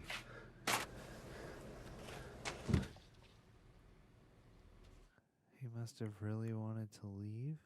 How many tokens? I can't eat with no tokens. Oh, man. Damn it. I need tokens so I can eat. Oh, man. Oh, no. Oh, Oh, no.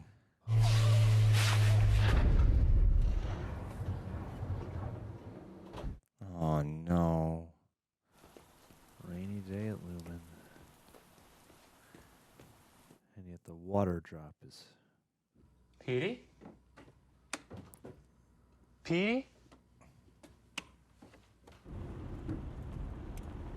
Well, yeah, what happens if your Audi just never goes back?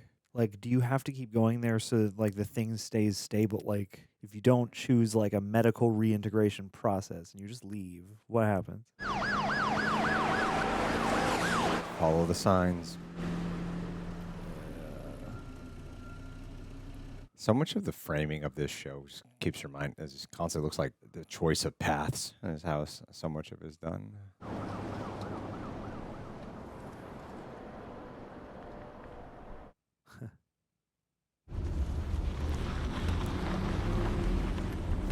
Paths and like multiple inroads to the same places.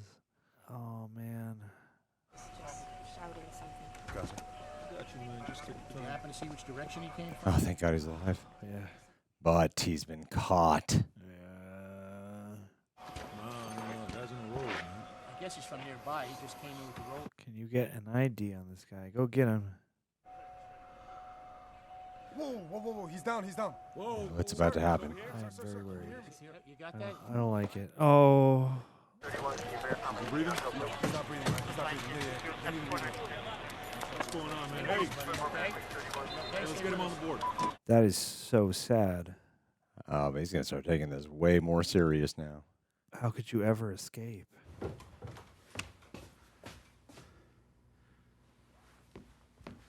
I really think that book's going to come into play.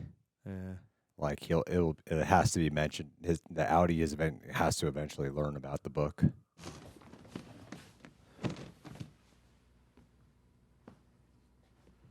Who's behind you?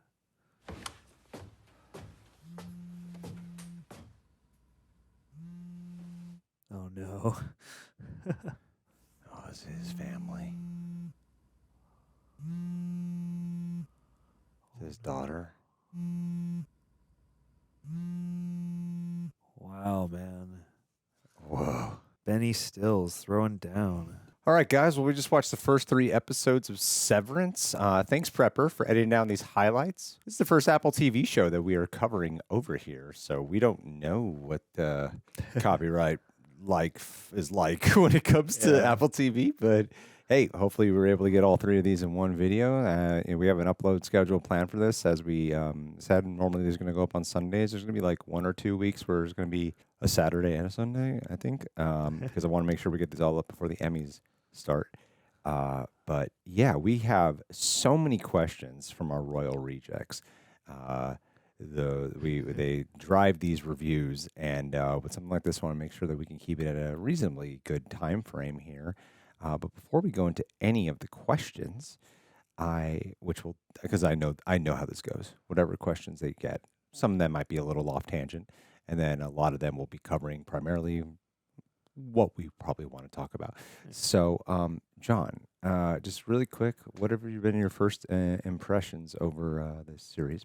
Yeah, I'm definitely immensely sucked in and intrigued, and it is certainly living up to my hope of the feeling it might be able to conjure up in me. This is a kind of science fiction, a kind of tone that I really enjoy. Love a mind bender and something with, a little bit of commentary to pull out of it. So I'm really enjoying this so far. Yeah, I think this is a really great show. It's every episode is, for a show about like what's going on in someone's brain and head and the separation there, I am finding this show is hurting my head. Yeah. Like kind of a lot. It's like, man, the more we go, the less I know. And that kind of feels, it's weird. It's such a challenge because you got to do that with the audience where you want them to be hooked and questioning. I haven't really, this is what I imagine what people feel like when they're hooked on Lost. you know? And with this journey, that is how I've been feeling. And, like I love all the, at least what I'm thinking are some of the commentary and the metaphors, like with corporate work life and how it seems more like religious, sort of like dogma, cult indoctrination. That seems like very apparent. This also like workplace satire how like they take so seriously shit they don't even understand or doesn't even seem like a big deal. And, also the commentary of like your innie being a person who feels like they have no life outside of work and how that can rob your soul of so much. So, at the same time, it's like while picking up on that in terms of like plot and characters, and then whenever they introduce stuff, I'm like, man, this is really hurting my head. Yeah, like there's so much to try to process and like what's gonna come. I feel like everything is important, and I have so and much I don't- dread, and I don't know where to point it. Yeah, everything's important, and I don't know what most of it means. I'm working overtime to try and catch everything, but also feel the vibe. Yeah. And it's like, oh, It's very engaging. I gotta like surrender to the experience and just sort of watch what's happening with like some great performances here. But yeah, and also, you know, it's pretty crazy. Like Ben Stiller is an incredible director. He Yeah. really is, man. And this show is, I think, from like with Seth Rogen and Ben Stiller, two directors who have been able to make some movies that showcase their true talents as directors. Yeah. I think it is until they started doing their Apple TV shows and people are like, these guys are really good directors. Apple's really good at recognizing comedy guys with other stuff to say and other tones to play. Yeah. Yeah. And this is like a prime example of that. Because, I'm excited to finish this because, like, I love Conan O'Brien Needs a Friend, and Adam Scott and Ben Stiller were both on, and I couldn't listen to a lot of it because they were talking about Severance. Oh, okay. And so I was like, man. Bummer. Man. That's really why we're watching. Yeah. So Yeah. you can catch up on Conan. I want to be able to listen to the talks about it. I but- do too. But let's dive into some cues here. Might hop around a little bit, but I won't forget because we got a lot. JW, he says, Greg and John, first off, I want to say how excited to see you guys react to this show. Truly one of the best currently running, in my opinion. For the question, which character are you currently most invested in, and which one are you most interested in learning more about? So, which one are you most invested in, first off? So far, I mean, I'm most invested, I would say, in Adam Scott, I would say. Mark. Yeah, blame the cast here. Yeah, I think he's doing a great job leading this and, you know, representing both sides of this guy trying to, you know, make his way in each element of life. And he's, just very engrossing, very nuanced. And I think it's interesting to have him in a show like this that, in a way, is another workplace. Like, I think it's intentionally kind of loaded that he's well associated with something like a Parks and Rec, which is a workplace comedy, and is now in this sort of workplace sci-fi satire. I think that's really, like, this to me is kind of like The Office meets Beyond the Black Rainbow, which is like a lovely combo. So I'm most invested in him right now, and him or I guess Petey. But the one I want to know more about is Milchick. Yes, I mean, I would, at this current stage, after 3 episodes, I would say yes to both of those. Because I think Adam Scott's doing an incredible job at, you know, he has to play, we haven't really seen it with the other characters, but, you know, Adam Scott has to play the innie and the outie version of this guy, but they're supposed to be simpatico at the same time. They have to be reflections of themselves, you know, and it's kind of cool when you see like what Patricia Arquette is doing is intentionally putting up a very, like, it is so jarringly different, you know, like 2 very different people, and it's so purposeful, but artificial. And Adam Scott has a different order here, you know, and I love seeing what he's doing. And I like the contrast too of how like the outie in him is such an avoidant, and the innie in him is coming to terms with truth. Yeah. And it is like a psychological mind bend of how life works like that. Like eventually whatever's inside that is being pushed down will come out. Yeah. The inside will come to the out. It's like he's so listless in life, and yet inside Lumen, he's trying to manage everything and trying to distinguish himself and you know, find purpose and all that. Sometimes I say shit like that, then I'm like, I'm getting this show, and then I continue the show, and then I'm like, I don't understand what I'm watching. That's the thing; it's rich with subtext. All right, there's multiple angles. But you know, I mean, Helly is incredible too. True. I'm like, who is? We only got a glimpse of her on the outside, and I'm like, why would she? Is she the one rejected? It's just like the head scratchers, but her perform. I root for her. I root for her to get out, even though I'm like, I know you're not going to. Like, at least in this season, like, I'm rooting for you. I'm rooting for you. Yeah. And I like how she feels. You know, you're watching. You got someone like John Turturro, Irving, who really succumbs to the religion, and who's probably been here the longest. Yeah, it's like he's like almost like satirically devout. Yeah. And then you have Adam Scott, who's like in the middle conflict side. Then you got like the slacker guy of Dylan, Then you got Helly, who really does feel like a real person. The most real eyeline. And I'm like, oh wow, how far are they going to go with this show? With how are they going to be able to brainwash her in the way they want to? You know. But no, everyone's interesting. But yeah, I mean, Seth is like Tramell Tillman. Seth is like captivating as hell because he is charming, funny, but sinister and creepy. Yeah, like he's everything. And I'm like, I don't know who you are, but god damn, I get why when you showed up.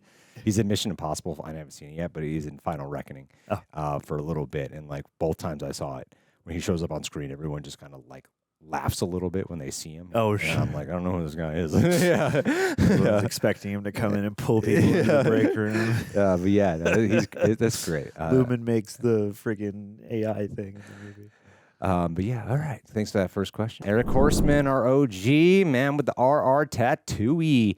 You want to read this one, John? Yeah, I'd love to. Thank you, Eric. So many questions, but all spoilery. So, Severance is one of the most imaginative original shows ever. What, in your opinion, is another show that really doesn't have a comparison that is wholly original and unique? For me, that is Twin Peaks, especially season 3, with the X-Files in a close second. Also, have you watched Twin Peaks yet? I'm still obsessed, probably too much.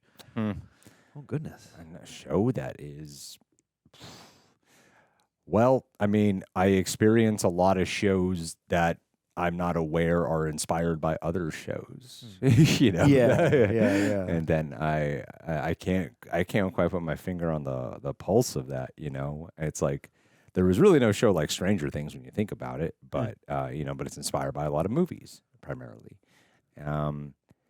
Breaking Bad at the time, there was like, to me, there was nothing like it. But then people would be like, you know, it's kind of like Sopranos, anti-hero. Or The Wire. Like, not really, you know. I guess, you know, at the time, Sopranos, there was nothing like it. But people are like, oh, but it's kind of like Goodfellas. There's always something kind of like it. But even watching Severance, you know, you were saying it's like, I haven't seen Beyond the Black Rainbow, but Beyond the Black Rainbow meets The Office, meets something else. I don't know. I like things that are about the labyrinth of the mind. They really hurt my brain, my noggin a lot. And that's why I didn't like The Matrix is the coolest shit, because it is like the action movie version of the labyrinth of the mind, you know? Yeah. So, I don't know. Do you have an answer for this? I mean, my lady companion has been showing me Twin Peaks lately, which is definitely one I would agree with you on insofar as I've seen it. What comes to my mind right now is, because it's like, how do you approach this? There's so many ways to compare and contrast Telly. What comes to my mind right now is like, there's a guy named Julio Torres who made a show called like Los Spookies on HBO, and then had a follow-up show called Phantasmas, and his style is comedic but also very surrealist and dreamlike, and to me, like, it's wholly in a lane of its own in a way that I very much enjoy and get a lot out of, you know. Or even just like watching new episodes of King of the Hill, like it struck me like nothing is quite like this. I mean, like it's a mainstream show, but like, you know, the convergence of things that is animation, but this also kind of wry, sneaky, wholesome thing that it does and still has somehow managed, insofar as I've seen no shoot to do, is pretty unique. So those come to mind. That's true. That's true. Those are fair. Fair points all around. Let's see here. Cricket Cole. Hey guys, was just curious to what your thoughts would be waking up on the table, and who do you think in the reject crew would be the voice waking you? Who hope you guys enjoy the show. Curious to what your thoughts would be waking up on the table. Oh my. Why do they wake them up on the table, do you think? Why the table? Like this is I would sit them in a chair. And is it like supposed to be sort of metaphorical for this is where you live now? Like your life belongs to sitting at a table all day? Maybe. Because it is like a boardroom almost. Like it's great because it inspires so many potential questions in your mind. So yeah, waking up on the table in a way certainly feels like some kind of birthing process. Yeah. But also, I don't know, like, do they bring the board in there to like poke and prod at you? Do they originally start by sitting people in chairs, but then they would fall out of the chairs because of whatever anesthesia they give you? You know, I gotta say, I think it's great that it starts there with Helly's point of view and not Adam Scott's, even though he's the main character, because Helly is constantly rebelling against Adam Scott.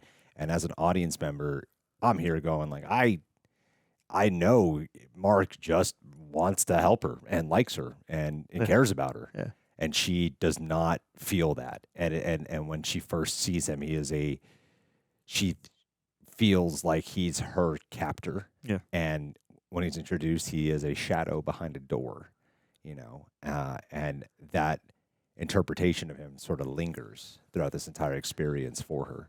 Yeah. So I think that's really, really strong. And they must all wake up like that, huh? I mean, if I woke up like that, I'd be just like Helly. I'd be. Yeah. I imagine everyone probably has the same kind of reaction. Yeah. The reject crew, who the voice be waking me. I think it would be Tara Erickson. I think Tara would probably be really good at that job. I would love it. I think she'd be pretty good at running protocol in that job. Yeah. I think she would whip that. Yeah, actually. It would be a little disconcerting at first. She would whip you into shape. I guess I would also nominate, if you wanted to go the opposite direction, I think Andrew could do a good job of staying on task, but also being like very understanding and very personable about it. If you don't want to lead with like a burst of fun energy and you just want to kind of ease into, maybe Andrew could do that. You want to read Jay Rushton's? Jay Rushton, thank you so much. Okay. Would you guys be severed? And would any of the rejects be severed programmed? Be deprogrammed? Goodness. Well, no, I would never do that. And I love the way the world incorporates this subject. Like, it's the story, the world that it's inhabiting doesn't really feel like it's about the Lumon Company. It seems all about this one process, this severance process, and the debates that it has about autonomy and about abuse of consent. There's an irony, corporate to brainwashing, corporate brainwashing, exactly. And is it a way, and very cult like? Is it a way to prey on people and take advantage of people as well, and create a perfect cycle through which they can never escape? Yes, Yeah. And so when you take your main character like Mark, who clearly uses this because he cannot deal with the amount of pain he has in the real world. It is not about like, oh, I want the job, I need the money, I want to climb the ladder, I'm passionate about this gig. It is just some corporate nothing job that he is committed to and has cut off a part of himself because he can't deal with his real pain. And then it begs the question. It's such a clever show because then it makes you go, why did all these other people agree to it too, and we don't know anything about them? Why did Petey agree to this? Yeah, and what part of the id that you can see on all the other innies gives you the clue as to why they might be here in the first place? I am too much about dealing and facing one's own emotions, no matter how hard it is, and that's kind of like my mantra. Like I have not been okay like for I feel like a few weeks now, and as far as Mark Maron's latest stand-up special it's like it is exactly the stand-up special I needed. I was just like, it was like 1 a.m, couldn't sleep again. I started like, I haven't laughed that hard in a while, and it was like so like this is my mindset these days. Sure. and you had this whole thing about like I don't want to ruin the bit, but it is the context is about like usually on the other side of like obsession with your own anxiety is this sane calmness of a sadness being your comfort zone. Yeah. I was like, ain't that the truth? Because that's kind of been me all week. Is like, yeah, I've been like really sad all week, and but being honest about that is like so important to me, and I would never do the severance process. Do I want to? Is there something tempting about it? I suppose. I don't know. Would you do some shit like that? There are some people here I'd want to be severed. Hey. Like, fucking show up to your job. I want to hear about your shit. Yeah. Sever all the team. No, I mean like, so I never have to know anybody on the outside. I still crank those videos out. Tramell Tillman in this. Yeah. Oh my God. No. It's like any possible reason I could come up with for why this might be enticing is undone by 1,000 million. I don't want anything implanted in my brain. Yeah. And like that that kind of, anytime they put a bomb in somebody's head in a movie or something like that, it just like makes my skin crawl. It freaks me out a little bit. Sure. And just the idea that you would then create this other part of your mind that to some degree is like not going to have an understanding of what is happening. There's just too many moral and ethical implications. And I wouldn't want to be working in a place where I'm not allowed to know anything about it, because it's already hard to know all the things you need to know when you're allowed to know things. So if you're not allowed to know things, I wouldn't be enticed by this. Let's see here. It's an interesting debate. It's a good debate, though, because I bet people have different answers for whether or not. Billy Barnes. My brother harassed me to watch Severance. It wasn't my typical niche, but by God, it shot into my top 5 almost instantly. The camera work is immaculate. The story fascinating. I binged it in 2 weeks. Lived up to the hype, no doubt. Can't wait to rewatch it with you folks. Thank you so much. I mean, this is a great opportunity to talk about. I love when John talks about cinematography. I think you're much better at the language than I am. I'm pretty good at picking up on symbolic shots and whatever the fuck. But I mean, please talk about the camera work here. Yeah, it's really fun. It's fun. No, it's fun. Good, looks good. Good camera work. Give that guy a raise. No, it's really delightful. Obviously, it's the easiest in some ways part to be enamored with of anything that you're watching if there's beautiful photography. But I love here that it's beautiful. And it's one of the joke when you're in camera classes in film school or something is always like, what's the intention behind this reverse shot? And sometimes you're just like, oh, you just needed a reverse shot. This show is such that you feel like everything, is really sculpted and is thought out, even if on the day it was improv with the space or whatever, and every space is so well chosen. And it's the symmetry, it's the lines, it's the constant grids and the constant frames and the constant isolating, disorienting qualities. And they really know, as you've often, you're usually you immediately respond when they switch to okay, here's a handheld shot or a change in the language all of a sudden. And they're really good at making all those things feel so intentional, but also just within the rhythm of the show. And two, it's not full on sci-fi, but the way that they in the break room sequence use those lens flares to make it look like he's got a third eye, and they've got these arcing, angelic looking lights. It's really masterful. You gotta work to achieve that in camera, and it's really masterful the way they do this stuff, I think. I agree. A common thing, I mean, beyond the consistency of the splits in the shots, that I keep noticing, especially with Mark, is the amount of negative space they surround him with. This constant, everything's so plain in his life. So much of the set designs, especially in the Lumon job, is intentionally very just simple, solid color, plain. You know, and with Mark, he's often framed with so much negative space, especially in the real world, to just kind of put him at a spot of emptiness. I feel, there's so much. He is a small fish in this pond, and there's so much a vast emptiness around him. And I love the way they handle it. The shots here, I feel demonstrate Ben Stiller's ability to visually do something that doesn't feel pretentious, but evokes an emotion that is fitting for this show, as well as being what the fuck are we watching? I think it's really cool. Want me to Rhett? Yeah, Rhett. Thank you kindly. I'm struggling to ask a question without revealing a part of the series' amazing plot, so here's a vague one. What are your early theories on what the workers are actually doing with those numbers? Oh, God. Yeah, good question. Pesky numbers.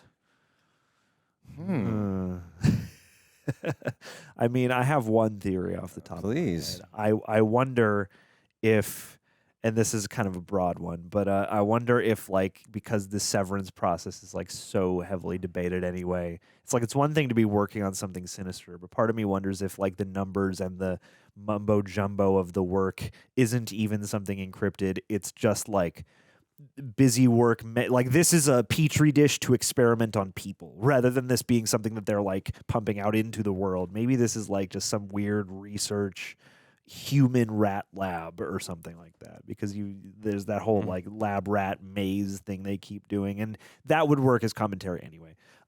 But yeah, I don't know. That just crossed my mind as like, what if it was this, because it seems likely that there's some kind of weird pharmaceutical / I don't know, oil or who knows company, toxic waste, who knows. Yeah. Scary numbers. Why would the numbers be scary? I know. God, it is so hard to pinpoint what the hell any of that. I don't even know what thematically that means. I don't even get it. Because the idea is to like get rid of the numbers. I wonder if it's just like identifying tasks, and then like tasks bring you anxiety, so you got to get the task done and into the bin as much as possible, and you got to get your quotas as high, you got to complete as many tasks. But it's like the satire is that it doesn't even really matter what the tasks are. It's just, I mean, that is honestly like a very solid. That's a very solid idea. I think I'm just gonna go with what you said, man. That's a really solid idea. Shit. All right. Kev B always giving a trivia here.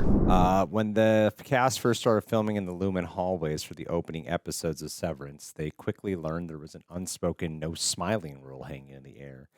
Adam Scott has shared how surprisingly tough it was to keep a perfectly straight face while silently passing other cast members down those endless corridors. The effort to stay stone-faced sparked bursts of laughter. Weird. Funny. After that was the intent. Right. After watching the first couple episodes, did you find yourself more rooting for the innie version of the character stuck inside Lumon or the outie version living their outside worlds? Was there a moment that made you really stop and think, wow, whose life is actually harder here? And honestly, if you're in their shoes, which side of that severed life do you think you'd handle better? I think the innie life is designed to make it seem like you can handle this side better. Like, it doesn't look like most people are going crazy down there if they get too caught up in their heads, the benefits of brainwashing. Except for the O&D department.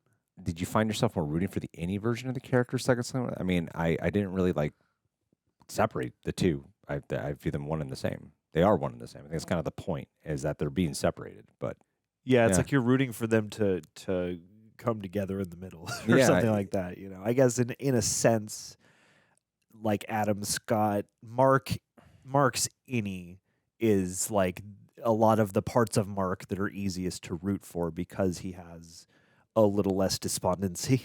But yeah, it's all for this guy to like embrace and finally deal with his grief. Yeah. It's all for the sake of it. Is an interesting, but I feel like you can. It's weird. Like you can kind of get caught up in like, yeah, they are the same. And there's not really one or the other to root for, but there kind of can be. I don't view it like the substance. Like the substance, they're one and the same. Yeah. That's kind of like the point. But to me, it's not. To me, that's even more physically, like literal. That they're like, oh, these are still two separate bodies. That are There's functioning. tethered. They're tethered through the mind, but they're two separate bodies. Whereas this is all one brain. This is all one brain body walking in. Yeah, exactly. And because it's one brain, I'm not really viewing it as the separation. So yeah, I mean, I think everyone's life here is hard. And if you were in their shoes, which side of the severed life do you think you'd handle better? I mean, I think I'd be going crazy if I was an outie. If I had this, I'd be going nuts, not knowing what's going on the inside. I'd be going crazy. And I feel like as an innie, I'd be the mundanity, the routine, the trapped indoors. I would also be going crazy, but at least I have weird overlords to calm my brain down. It's a tricky one. Because like part of me is like, well, I guess if I was in such a mindset to sign up here, I guess it might be easier to be on the outside because that's what I signed up for. But then that would start to haunt me too. Is like, what am I doing down there? And how do I feel about it? And I guess you have to weigh like the moral implications of that against like, having structure, but just like accepting like a consistent base level of like traumatic brainwashing. I don't know. Like the innie feels like doesn't feel like they got rest and came in the next day. It just feels like it's a constant continuation. And the outie, every day you're missing so much of your life and you don't know what happened.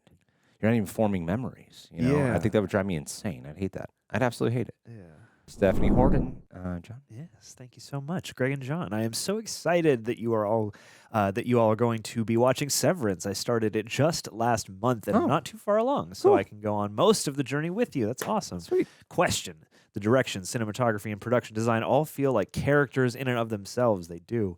What do you think in particular of the design of Lumon Industries? Do you feel like there is some meaning to the starkness and the colors that are included? Why the heck are the cubicles in the center of the room in that way? And what do you think is being conveyed by the way the shots are done when focusing on the cubicle space, the hallways, and the elevator? Good questions. I think everything is sort of symmetrically designed to reflect that of a maze. Yeah. That's how it's all supposed to feel, It's right? supposed to be sterile and streamlined and like just interesting enough not to be noticeably bland. Yeah. yeah.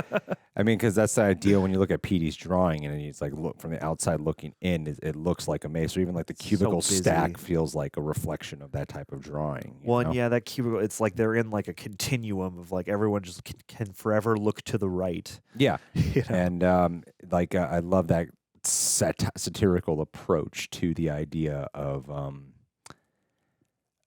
like you got all this space in there, but we are not going to allow you to have space. Yeah. We are going to like grid and conduct all that space around you for you. Because I don't know, my mom has worked in, I've never worked in an office like that.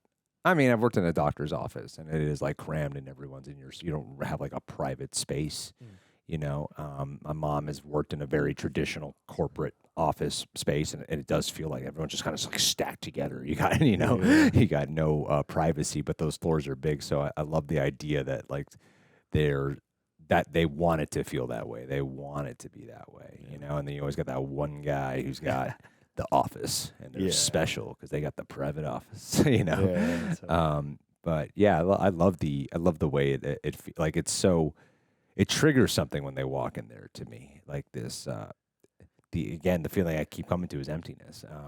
It triggers an emptiness in me. Well, yeah, you know, and it's like the symbology, the iconography of it. It's like it's a fun satire because obviously this corporation is going to have their corporate logo, their letterhead, and their designed branded materials. But those are also tools of cultism. You have your symbols that you attach ideas to. And the last thing, because you did bring up like the look in the cine and stuff, when the focus and everything. The focus, the lenses, that all that stuff is like really well chosen, and I want to know about how they do the shot in the elevator because I know you can with changing focus and distance, like literally make someone's face look a different way, and that way he warps in camera is so striking, and I want to say that they're able to do that, practically. It's wild. It's a very Lumon. It's beautiful thing. It's fucking awesome. Michael Medina Cathuria, he is saying, the real OGs will forever be thankful for your leap of faith in starting this channel. I haven't watched this, and your reaction may lead to a full watch. No way. Have these 2 episodes brought you enough to be excited for the rest of the show, or do you need more to feel sufficiently hooked? No, we're hooked. Not hooked. I was hooked a few minutes in the first episode. Yeah. Honestly, right when they did the shot in the elevator going down, I was like, the hell is this? Yeah. It's already the kind of tone that would lure me in, and the fact that it is so well written and so well assembled so far is just only pulling me further in. Yeah, and I like how it feels like a not too distant future. Yeah, I liked it a lot. Right away. Mike Joyce, please go. Sorry, Mike Joyce. Glad we can do it together at the same time. Glad you're doing Severance. Hope it does well view-wise. Always do as well. I don't think this is a spoiler question. If you met someone's innie in real life, would you treat them the same way as if they were their outie? Oh golly! I mean, it depends. If I'm severed too, I wouldn't know the difference. Well, yeah. If you're severed too, okay, yeah. It's like if I'm not severed, do I know they're severed? And if I'm meeting their innie, do I? Well, I mean, I guess the approach would be if we are not severed. I would coordinate with their outie.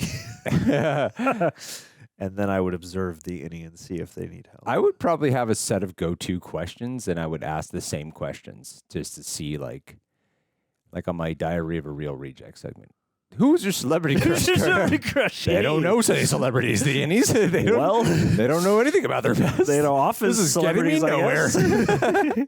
Who's the best office clown? He's probably my favorite. This isn't helping me at all. Yeah. I don't think you could. No, I mean, it would be like two different people. I don't think you could just treat them.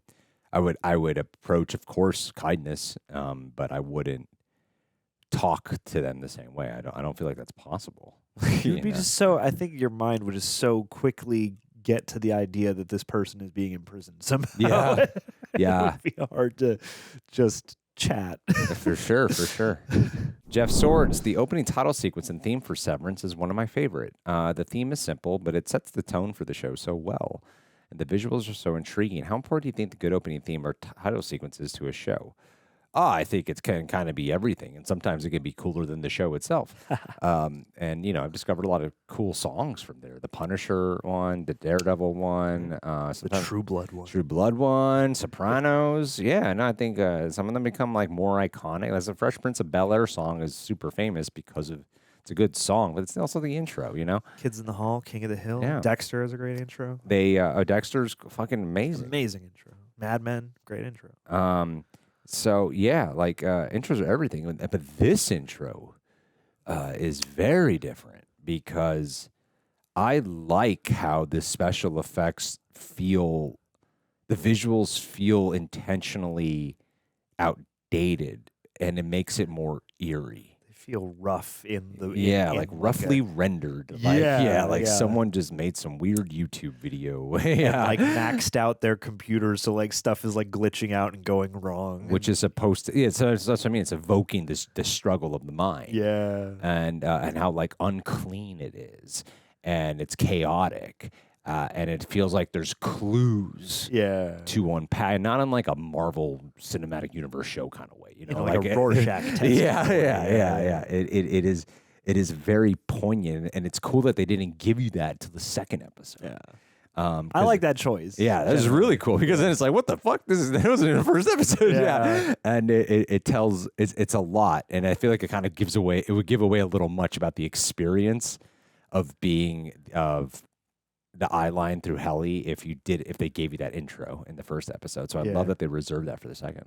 Yeah, and I mean, like I feel like a great title sequence like this one is one that like feels like a part of the show each time. Like it feels like it wouldn't be complete if we didn't see the intro, unless they intentionally didn't give it to us. It's like some intros you're like, I'm fine to skip this, but some shows I'm like, no, it's like part of getting in the mood, seeing the intro for a minute, taking that breather, and And I think this, is like so in a day and age where there are types of intros you see a lot. And not to say that this is entirely, completely different from anything you've seen before.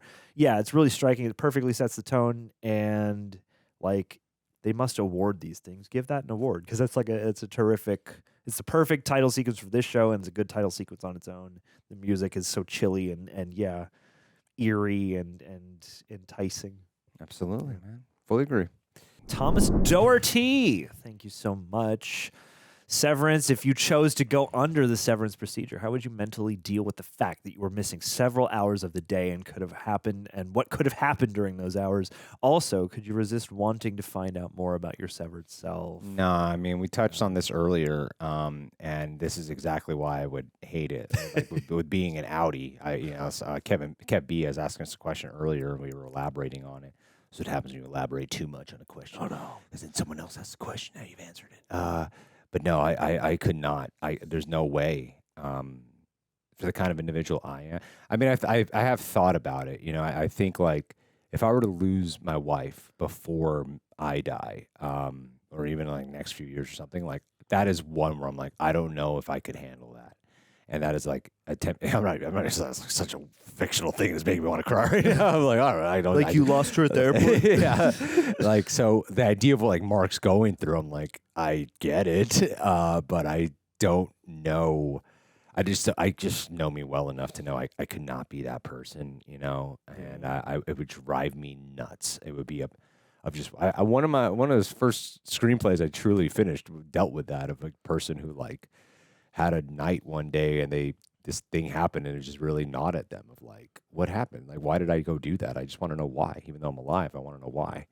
And that would be me all the time. Yeah, I wouldn't be able to help wondering about the time lost and what happened there and what might have happened to me. And if I come back with some random scar or something like that, where's that from? Yeah. And yeah, just like the effects I'm having on my selves would be too much.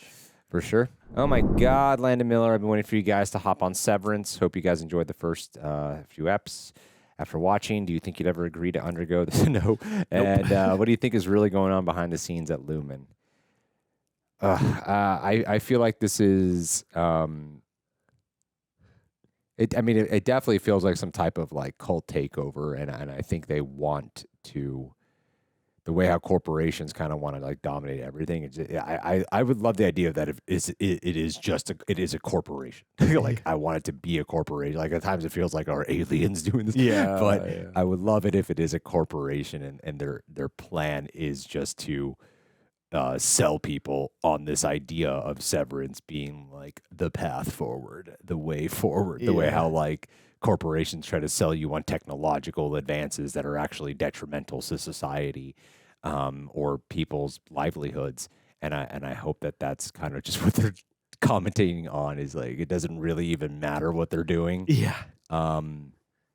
It feels like they ought to be just like simultaneously creating like bioweapons and drilling for oil in places they shouldn't, and making other physical weapons and stuff like that. It just feels like they should be making all those like big global commodities or something. Yeah, because it's so much about like corporations taking control over human beings, and really, and that's why they say stuff like quarterlies, numbers, and just like the same shit you hear at every corporation, with some like inspiring bullshit mantras. That sound like nice and cool Instagram quotes, but they're really just a way to motivate your worker bees to keep doing what you want them to do. And I kind of like the idea of you don't really ever know what they do. Yeah, it's just left a mystery. I kind of would be happy if we don't. Yeah, it's like it could go either way. It's kind of a charming novelty at this point. Yeah. But I mean, we've got some comments here that are definitely shouted out, but we got another page here. This is this when you had your 2-hour shoot for Dexter. Is this what it was like? There was just so many questions. Yeah, there's just so many questions. All right, Emma, here we go. All right. Emily Huxtable, thank you so much. So excited that you're watching this show. This is one of the best shows that I have seen in years. First question. Why do you think that Mrs. Selvig took the package off of Mark's porch that ended up being his brother-in-law's book? Second, do you believe that having the severance procedure has truly helped Mark with the loss of his wife? I think we were about to say no to that. Third, what do you think is calling at the end of the episode? Thank you. I think it's his daughter, because he was talking about his daughter June. Definitely didn't look that way when we were trying to like slow down the frame. Yeah. But it also might have said restricted on there. I cannot tell. I don't know who would be trying to reach him. That would be fucking bizarre. Yeah. Daughter or somebody involved with the reintegration station. Yeah. No, I don't believe on the second one. I think the thing that's more telling is that Mrs. Selvig took the candle. Yeah. Because a candle like that, more than visual, there's a sense memory that goes off in one's brain. And there's more control to be had over Mark the more you take away the more outy Mark stays away from dealing what he's really got to deal with, the more they can have the innie be the dominant personality. Yeah. And that book is about how to get in touch with the real you. And so to me, the candle spoke a little bit more volumes. And at least in this episode, like we were saying during the episode, that the book is gonna come into the fold. And also, you asking this question kind of feels like it. We were saying the book has to come into the fold, otherwise, like they wouldn't be in the office. They wouldn't cut back to it. Like they draw attention. He hides the book, so clearly it's got to come in some way. I think it has to do more with like the more you can repress him healing on the outside, the more we can control the inside. And part of me wonders, especially with the candle, because like the deprivation in his Audi life, and I wonder if they might even use it in some messed up way, in like a torturous break room kind of way inside, as a means of ambushing him in a vulnerable moment, and then coming in and providing a solution that'll endear him more to them or whatever. For sure.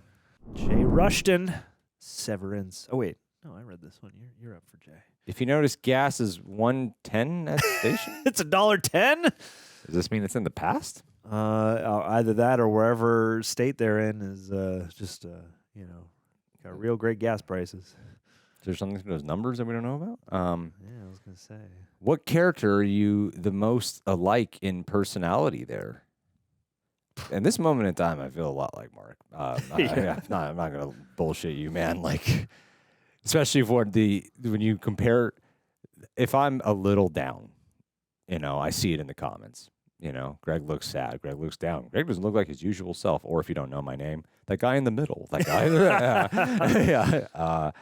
And it's so weird because it is the most akin to the tiniest of fractions I feel whenever that thing with women when they're like, smile for me, you gotta smile. And that's how I feel with this. I'm like, sad people watch movies and shows too. And sometimes it's a good therapy. Yeah. So and I feel like in the day and age we are with like fucking influencers and YouTubers and whatever, it's like whatever. Sometimes I don't have to be sad when I'm filming. It's like I don't have to like I'm gonna fake it or this is also a diary of my life. Yeah. It's a snapshot of how I was that day. So and then but anyway, my point with that is clearly I'm a little bothered by those comments, but yeah, you're gonna get severed, so you don't have to worry about the comments on your outside life because it doesn't feel like my mind does not go. They're concerned about me. My mind is like they want me to be different. The character you must like it. Yeah, I would say.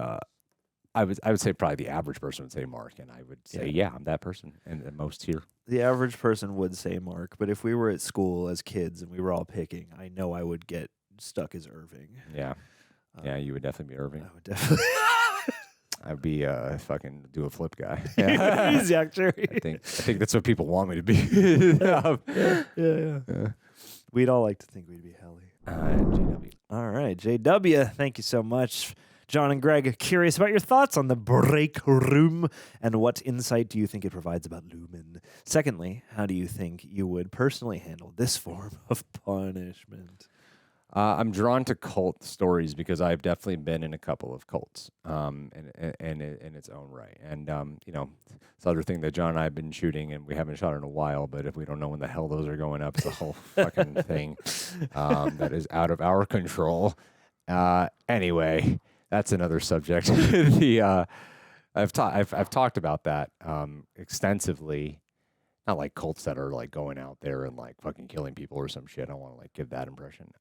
But cultism as it affects society is fascinating. Yes, and how it definitely like tore me away from my family and friends and financial well-being. Like there's a lot I've been down the paths of, and definitely still dealing with like the repercussions of it and mentally. And so that's why being honest to myself is very important. That's why I value it so much, because I've seen what happens when I know what it's like when you don't, and not just from other people, but from myself. And so the break room and what insights, I mean, that's clearly like the punishment. So it's very religious. That I feel like Scientology coded. Yeah, and I feel like that's probably the most thing, but I think you can honestly apply that with like most fucking Go into the closet and whip yourself and say 5 Hail Marys. Yeah, like for you start a confession off in church and get thoughts as forgive me, Father, I haven't confessed in a while. And that is the idea of repetitive mantra turning into affirmations to try to trick your brain into belief systems is scary. It can be good if you know how to use it in real life. The right mantra. If you choose the right mantra, like I do believe words speak power, and forcing someone to say the words until their brain waves can look at it like, oh, okay, now you are no longer lying. Terrifying. And I think I didn't know that's what they were doing, but that makes a lot of sense. It's conditioning, Yeah. That's fucking crazy. How would I handle this form of punishment? I know I would not handle it well, and I would definitely have a hard time breaking free. I would just, try to break some stuff. I feel like, too, it's got to be a hard exercise for an actor. Yeah. What they did in those scenes. So props to them. Rhett, if you had the chance to tour the Perpetuity Wing, what's one question you want to ask the tour guide? What the fuck is really going on? What is going on? What is Lumon make? What do we do here? I would ask if there was a wing for discarded Lumon things in the company history that like they tried and decided to leave behind or whatever, weird R&D oddities or anything like that. Well, what's the Christopher Walken room? Objects and design or something like that. O&D. I would want to know which corporate person was running it at the time and ask them what happened. About the riot. Yeah, because it seems like mystified at this point. I would want to know, was there a coup that took place? Yeah. Well, that's a cool thing about the world building of the show too, is that you do get the sense that this is there are business. Not only is this corporate culture, but this is a corporation that seems to have generational roots, and it feels from much older centuries almost, so it feels like one of those old steel dynasties or oil dynasties or something like that, which is its own. It goes even further toward the capitalist culting that we can do in America, especially in a fun, interesting way. Yeah, I mean it's in a lot of ways this whole place at Lumon just seems like a place about freedom, suppression of freedom, and the idea that there was a coup one day shows that people probably were a little bit more free thinking down here, and then they had to find a way to remove them from that in order to make sure they can keep production up. When they say that thing, the last thing I'll say is they're that thing. It's there's only 2 of them now, and what I realized is 4 of them standing here and 2 of them standing there. I'm there's only 4 of you, and so maybe part of it too is the coup happened because maybe they just had too many people together. So now maybe they have to keep the severed people capped at 4, something like that, so that not too many people get ideas and overpower the guy, the muscle guy. I mean, it's so big down there. There was the person who you see interacting with John Turturro, with talking reaffirming on who they are as the Audi. So being good at the innie here is important, and it's weirdly getting the validation of the innie is coming from whatever this person outside that he has no idea what their life is like really. Yeah. It's just generalizations about this indivial. It's literally that thing where you're I would clone myself and make it do my work. Yeah. It's literally that. Yeah. 1,000%. No, yeah. That is, it's eerie, but they're always so separated, right? Yeah. So you're probably onto something there because it's so vast down here. Yeah. Yet they don't want people congregating at all. Yeah. And they keep this group so tight knit. Even the friggin' picture frame. It's the 4 of them. You can't change that photo until we get the new person and we take the new photo. Yeah. This is your team. Law and Order. Oh, shit. All right, guys. Well, thank you so much for all the questions. Thank you for being patient on John and I covering this after all these years. But I'm happy we're here. I'm enjoying the show a lot. Yeah. This is a mind boggle, is a mind fuck, and I'm loving it. It's living up to the hype in terms of oh god, it'll take a while. I gotta finish this. Yeah, and I'm sure by the time I finish it, I'm still gonna be nope. I don't know. Don't quite get it. Still don't have any idea where I began or where I'm going. I'm more confused than when I started. Yeah. It's a fun feeling though. It's fun when a show can put you in that place. It's a unique. It's a hard thing for a show to pull off, right? Where you feel I know more. No, I don't. I know less than I did before. The further I go, the less I know. Yeah. Horrifying. Down the rabbit hole we are. Thank you so much, guys, for being here. Thank you for supporting us. And seriously, thank you for supporting us. Especially Royal Rejects for everything you've been doing. And for those who are not, who you don't get on with the brand deals or the Patreon or the Reject Nation shop. I know we shout that shit out all the time. Just know that if you made it this far, that's all that fucking matters. Thanks. Leave a like on this video. Beautiful. Keep watching. Keep giving us them views. And we'll see you guys soon. Peace.